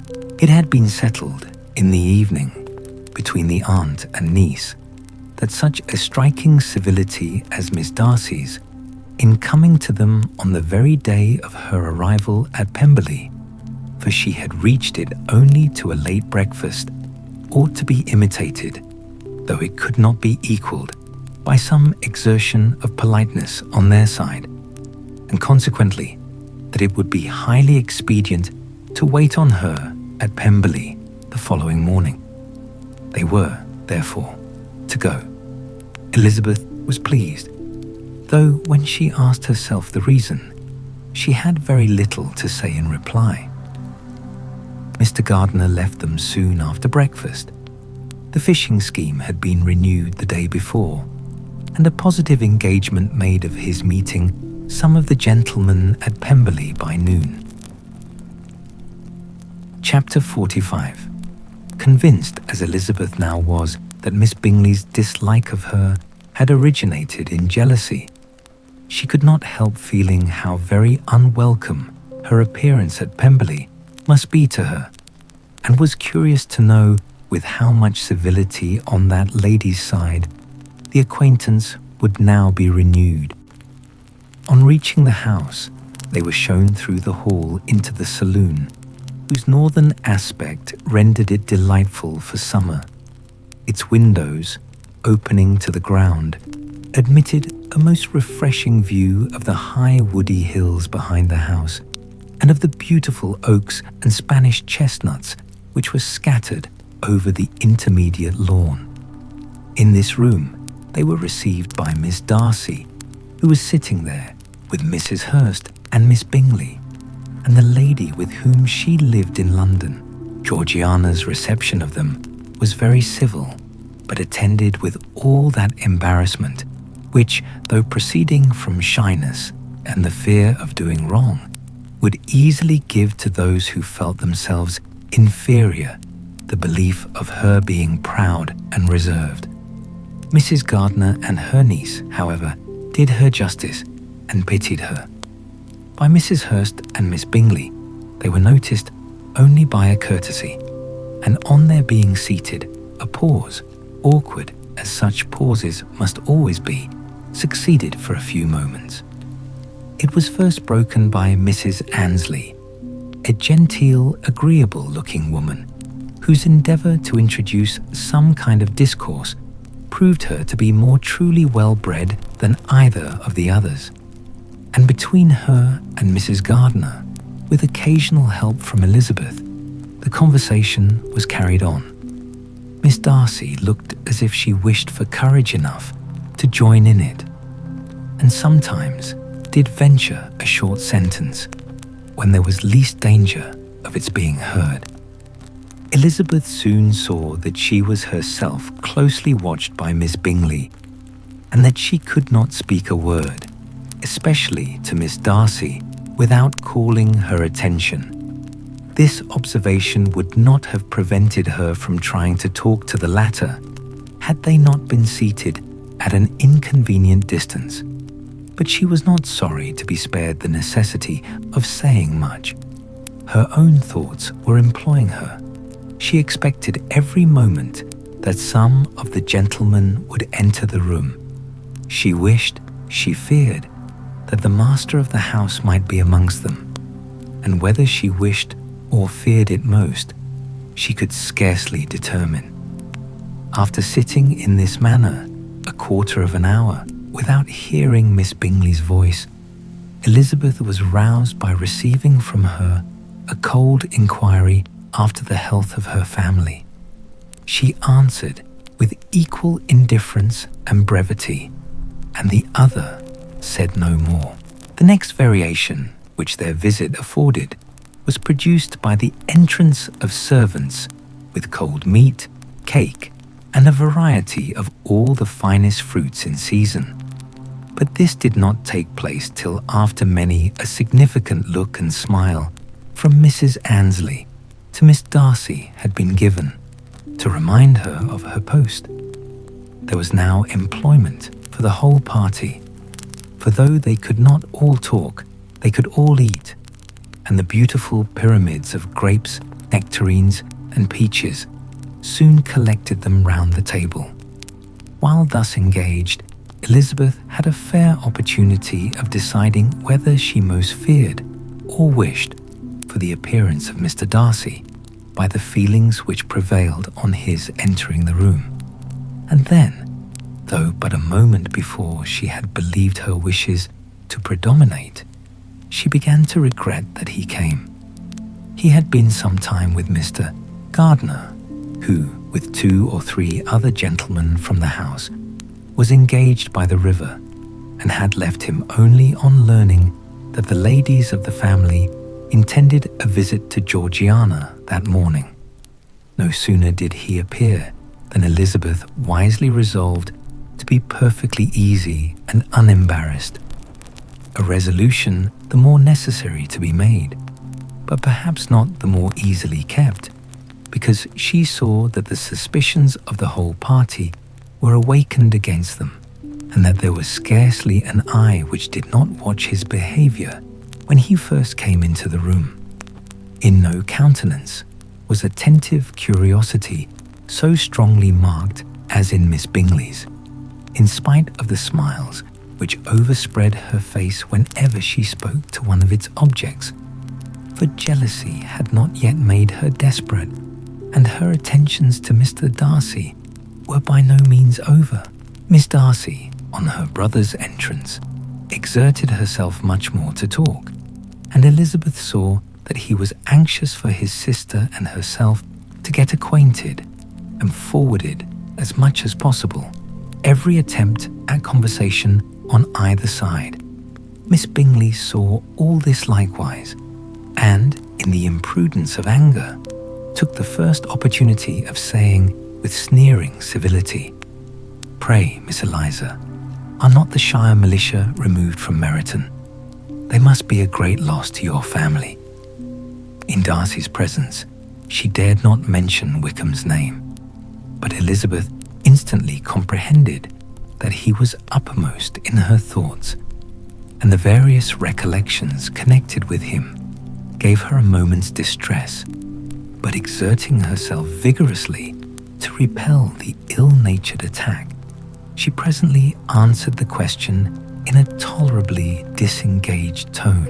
While she spoke, an involuntary glance showed her Darcy with a heightened complexion, earnestly looking at her, and his sister overcome with confusion and unable to lift up her eyes. Had Miss Bingley known what pain she was then giving her beloved friend, she undoubtedly would have refrained from the hint. But she had merely intended to discompose Elizabeth by bringing forward the idea of a man to whom she believed her partial, to make her betray a sensibility which might injure her in Darcy's opinion, and perhaps to remind the latter of all the follies and absurdities by which some part of her family were connected with that corps. Not a syllable had ever reached her of Miss Darcy's meditated elopement. To no creature had it been revealed where secrecy was possible, except to Elizabeth, and from all Bingley's connections, her brother was particularly anxious to conceal it, from that very wish which Elizabeth had long ago attributed to him, of their becoming hereafter her own. He had certainly formed such a plan, and without meaning that it should affect his endeavour to separate him from Miss Bennet, it is probable that it might add something to his lively concern for the welfare of his friend. Elizabeth's collected behaviour, however, soon quieted his emotion, and as Miss Bingley, vexed and disappointed, dared not approach nearer to Wickham, Georgiana also recovered in time, though not enough to be able to speak any more. Her brother, whose eye she feared to meet, scarcely recollected her interest in the affair, and the very circumstance which had been designed to turn his thoughts from Elizabeth seemed to have fixed them on her more and more cheerfully. Their visit did not continue long after the question and answer above mentioned, and while Mr. Darcy was attending them to their carriage, Miss Bingley was venting her feelings in criticisms on Elizabeth's person, behaviour, and dress. But Georgiana would not join her. Her brother's recommendation was enough to ensure her favour. His judgment could not err, and he had spoken in such terms of Elizabeth as to leave Georgiana without the power of finding her otherwise than lovely and amiable. When Darcy returned to the saloon, Miss Bingley could not help repeating to him some part of what she had been saying to his sister. "How very ill Eliza Bennet looks this morning, Mr. Darcy," she cried. "I never in my life saw anyone so much altered as she is since the winter. She has grown so brown and coarse. Louisa and I were agreeing that we should not have known her again." However little Mr. Darcy might have liked such an address, he contented himself with coolly replying that he perceived no other alteration than her being rather tanned, no miraculous consequence of travelling in the summer. "For my own part," she rejoined, "I must confess that I never could see any beauty in her.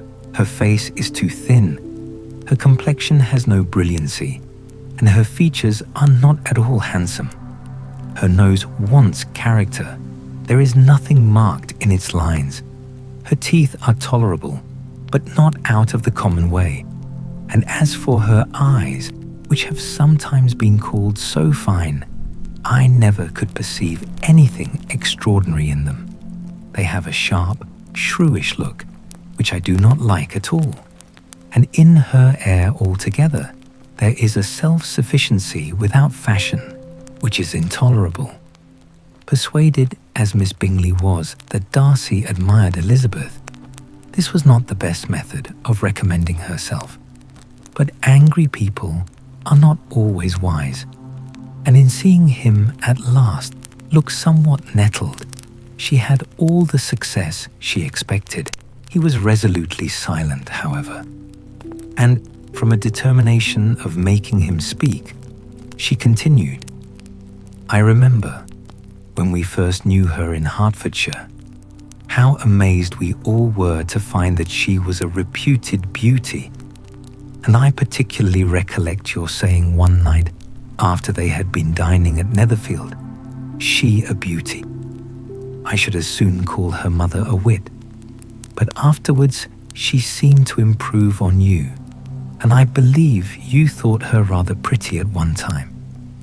"Yes," replied Darcy, who could contain himself no longer, "but that was only when I first knew her, for it is many months since I have considered her as one of the handsomest women of my acquaintance." He then went away, and Miss Bingley was left to all the satisfaction of having forced him to say what gave no one any pain but herself. Mrs. Gardiner and Elizabeth talked of all that had occurred during their visit as they returned, except what had particularly interested them both. The looks and behavior of everybody they had seen were discussed, except of the person who had mostly engaged their attention. They talked of his sister, his friends, his house, his fruit, of everything but himself. Yet Elizabeth was longing to know what Mrs. Gardiner thought of him, and Mrs. Gardiner would have been highly gratified by her niece's beginning the subject. Chapter 46. Elizabeth had been a good deal disappointed in not finding a letter from Jane on their first arrival at Lambton, and this disappointment had been renewed on each of the mornings that had now been spent there. But on the third, her repining was over, and her sister justified by the receipt of 2 letters from her at once, on one of which was marked that it had been missent elsewhere. Elizabeth was not surprised at it, as Jane had written the direction remarkably ill. They had just been preparing to walk as the letters came in, and her uncle and aunt, leaving her to enjoy them in quiet, set off by themselves. The one missent must be first attended to. It had been written 5 days ago. The beginning contained an account of all their little parties and engagements, with such news as the country afforded. But the latter half, which was dated a day later, and written in evident agitation, gave more important intelligence. It was to this effect: "Since writing the above, dearest Lizzie, something has occurred of a most unexpected and serious nature, but I am afraid of alarming you. Be assured that we are all well. What I have to say relates to poor Lydia. An express came at 12 last night, just as we were all gone to bed, from Colonel Forster, to inform us that she was gone off to Scotland with one of his officers, to own the truth, with Wickham. Imagine our surprise. To Kitty, however, it does not seem so wholly unexpected. I am very, very sorry. So imprudent a match on both sides. But I am willing to hope the best, and that his character has been misunderstood. Thoughtless and indiscreet, I can easily believe him. But this step, and let us rejoice over it, marks nothing bad at heart. His choice is disinterested at least, for he must know my father can give her nothing. Our poor mother is sadly grieved. My father bears it better. How thankful am I that we never let them know what has been said against him. We must forget it ourselves.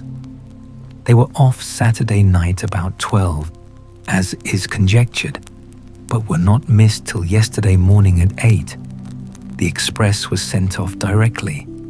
My dear Lizzie, they must have passed within 10 miles of us. Colonel Forster gives us reason to expect him here soon. Lydia left a few lines for his wife, informing her of their intention.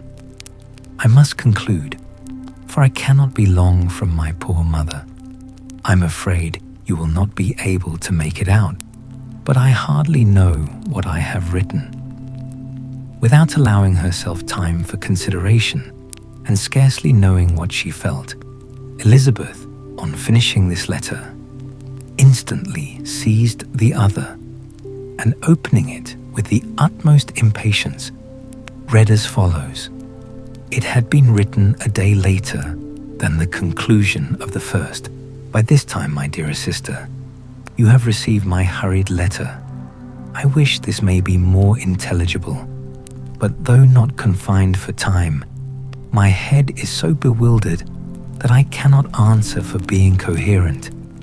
Dearest Lizzie, I hardly know what I would write, but I have bad news for you, and it cannot be delayed. Imprudent as a marriage between Mr. Wickham and our poor Lydia would be, we are now anxious to be assured it has taken place, for there is but too much reason to fear they are not gone to Scotland. Colonel Forster came yesterday, having left Brighton the day before, not many hours after the express. Though Lydia's short letter to Mrs. F. gave them to understand that they were going to Gretna Green, something was dropped by Denny expressing his belief that W. never intended to go there or to marry Lydia at all, which was repeated to Colonel F., who, instantly taking the alarm, set off from B, intending to trace their route. He did trace them easily to Clapham, but no farther, for on entering that place, they removed into a hackney coach and dismissed the chaise that brought them from Epsom. All that is known after this is that they were seen to continue the London road. I know not what to think. After making every possible inquiry on that side of London, Colonel F.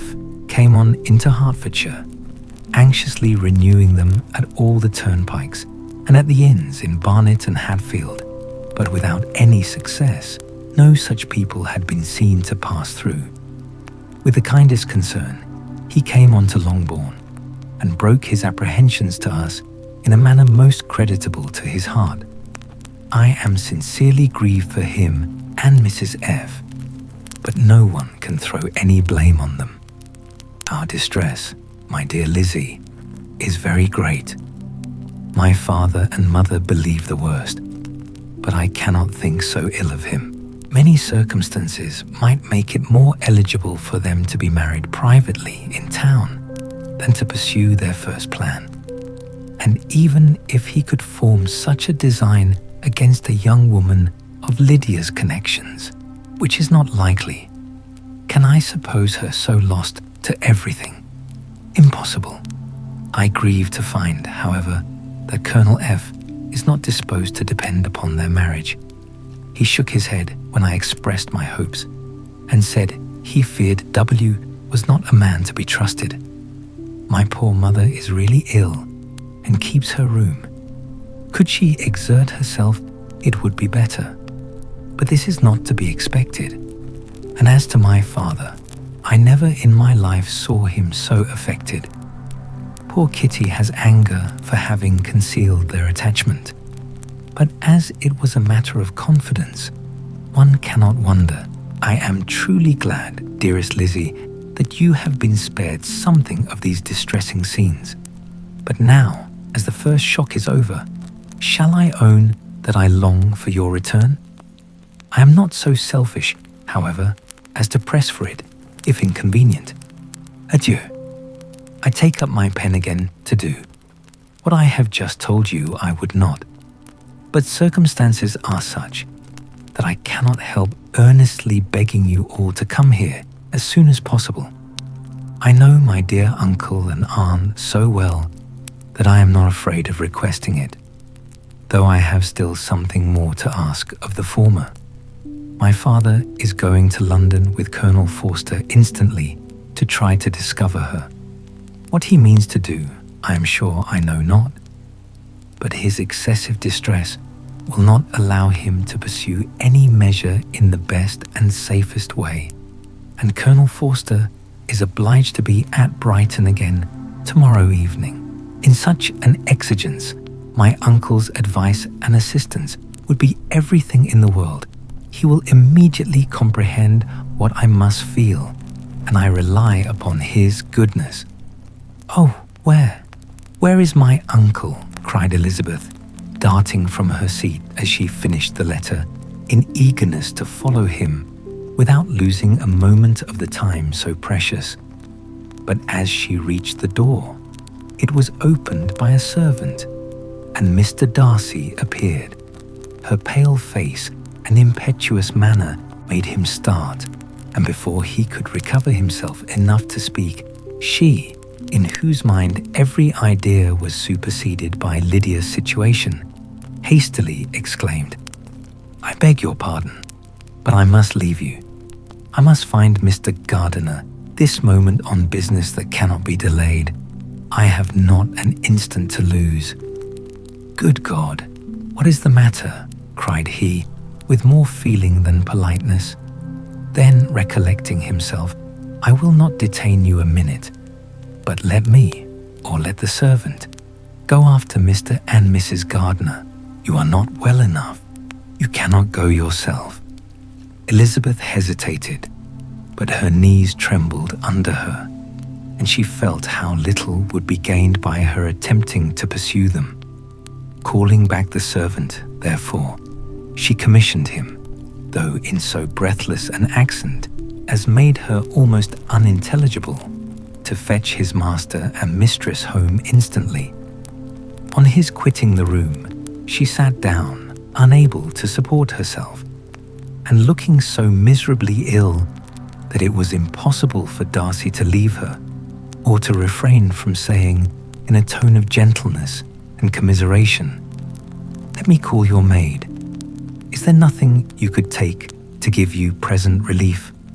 A glass of wine? Shall I get you one? You are very ill." "No, I thank you," she replied, endeavoring to recover herself. "There is nothing the matter with me. I am quite well.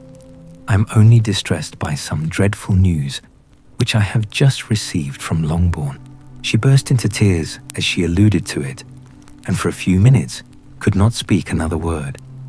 Darcy, in wretched suspense, could only say something indistinctly of his "I have not an instant to lose concern," and observe her in compassionate silence. At length she spoke again. "I have just had a letter from Jane with such dreadful news. It cannot be concealed from anyone. My youngest sister has left all her friends, has eloped, has thrown herself into the power of Mr. Wickham. They are gone off together from Brighton. You know him too well to doubt the rest. She has no money, no connections, nothing that can tempt him to. She is lost forever." Darcy was fixed in astonishment. "When I consider," she added, in a yet more agitated voice, "that I might have prevented it. I who knew what he was.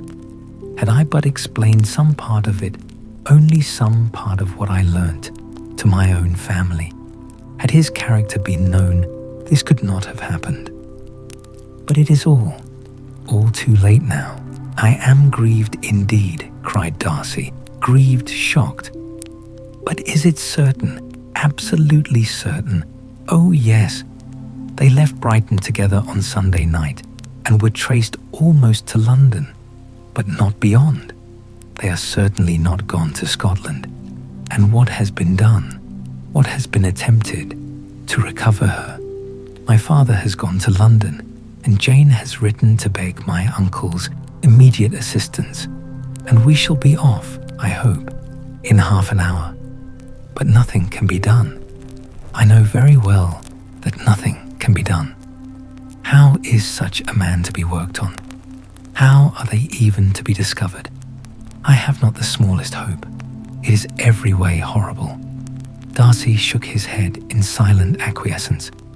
When my eyes were opened to his real character, oh, had I known what I ought, what I dared to do. But I knew not. I was afraid of doing too much. Wretched, wretched mistake. Darcy made no answer. He seemed scarcely to hear her, and was walking up and down the room in earnest meditation. his brow contracted, his air gloomy. Elizabeth soon observed and instantly understood it. Her power was sinking. Everything must sink under such a proof of family weakness, such an assurance of the deepest disgrace. She could neither wonder nor condemn, but the belief of his self-conquest brought nothing consolatory to her bosom, afforded no palliation of her distress. It was, on the contrary, exactly calculated to make her understand her own wishes, and never had she so honestly felt that she could have loved him as now, when all love must be vain. But self, though it would intrude, could not engross her. Lydia, the humiliation, the misery she was bringing on them all, soon swallowed up every private care, and covering her face with her handkerchief, Elizabeth was soon lost to everything else, and after a pause of several minutes was only recalled to a sense of her situation by the voice of her companion, who, in a manner which, though it spoke compassion, spoke likewise restraint, said, "I am afraid you have been long desiring my absence, nor have I anything to plead in excuse of my stay, but real, though unavailing concern. Would to heaven that anything could be either said or done on my part that might offer consolation to such distress. But I will not torment you with vain wishes, which may seem purposely to ask for your thanks. This unfortunate affair will, I fear, prevent my sisters having the pleasure of seeing you at Pemberley today. Oh yes, be so kind as to apologize for us to Miss Darcy. Say that urgent business calls us home immediately. Conceal the unhappy truth as long as it is possible. I know it cannot be long." He readily assured her of his secrecy, again expressed his sorrow for her distress, wished it a happier conclusion than there was at present reason to hope, and, leaving his compliments for her relations with only one serious parting look, went away. As he quitted the room, Elizabeth felt how improbable it was that they should ever see each other again on such terms of cordiality as had marked their several meetings in Derbyshire.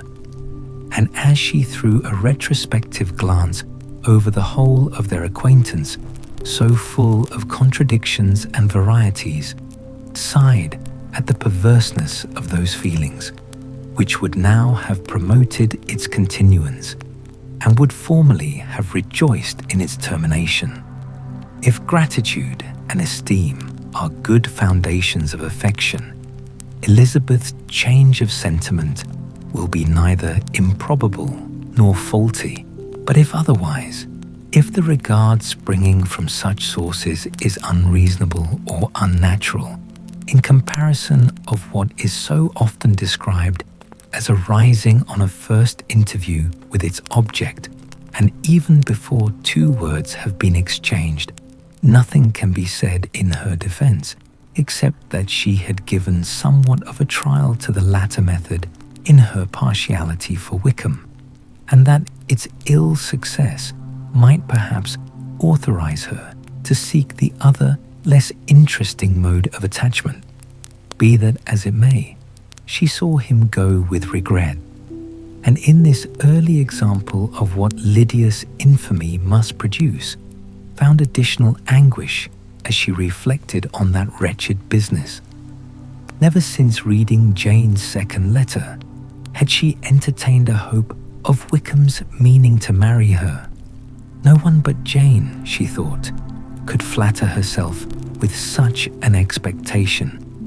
Surprise was the least of all her feelings on this development, while the contents of the first letter remained on her mind. She was all surprise, all astonishment, that Wickham should marry a girl whom it was impossible he could marry for money, and how Lydia could ever have attached him had appeared incomprehensible. But now it was all too natural.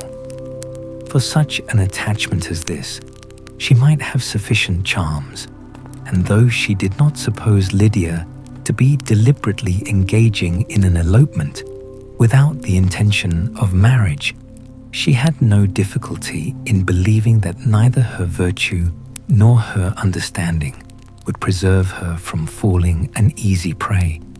She had never perceived, while the regiment was in Hertfordshire, that Lydia had any partiality for him, but she was convinced that Lydia had wanted only encouragement to attach herself to anybody.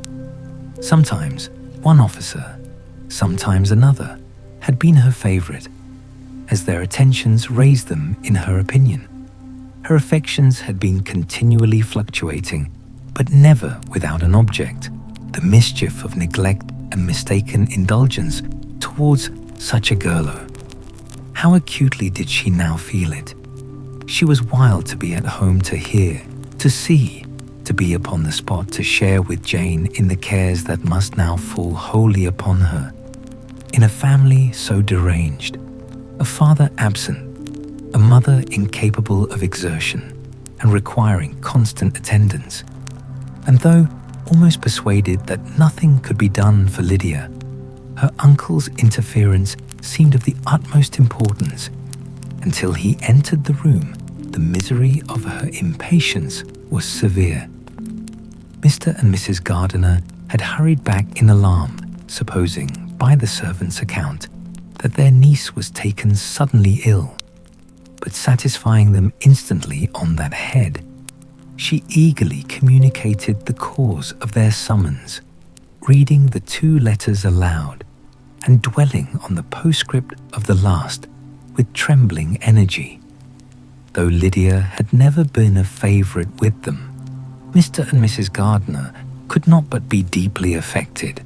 Not Lydia only, but all were concerned in it, and after the first exclamations of surprise and horror, Mr. Gardiner readily promised every assistance in his power. Elizabeth, though expecting no less, thanked him with tears of gratitude, and all 3 being actuated by one spirit, everything relating to their journey was speedily settled. They were to be off as soon as possible. "But what is to be done about Pemberley?" cried Mrs. Gardiner. "John told us Mr. Darcy was here when you sent for us. Was it so?" "Yes, and I told him we should not be able to keep our engagement.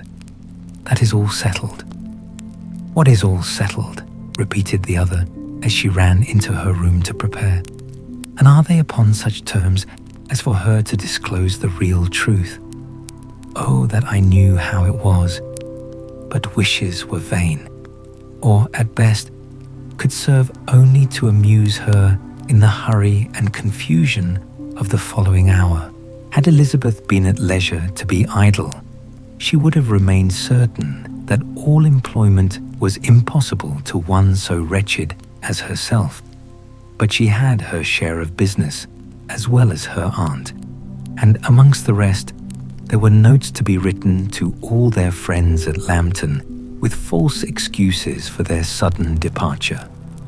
An hour, however, saw the whole completed, and Mr. Gardiner, meanwhile, having settled his account at the inn, nothing remained to be done but to go. And Elizabeth, after all the misery of the morning, found herself, in a shorter space of time than she could have supposed, seated in the carriage and on the road to Longbourn.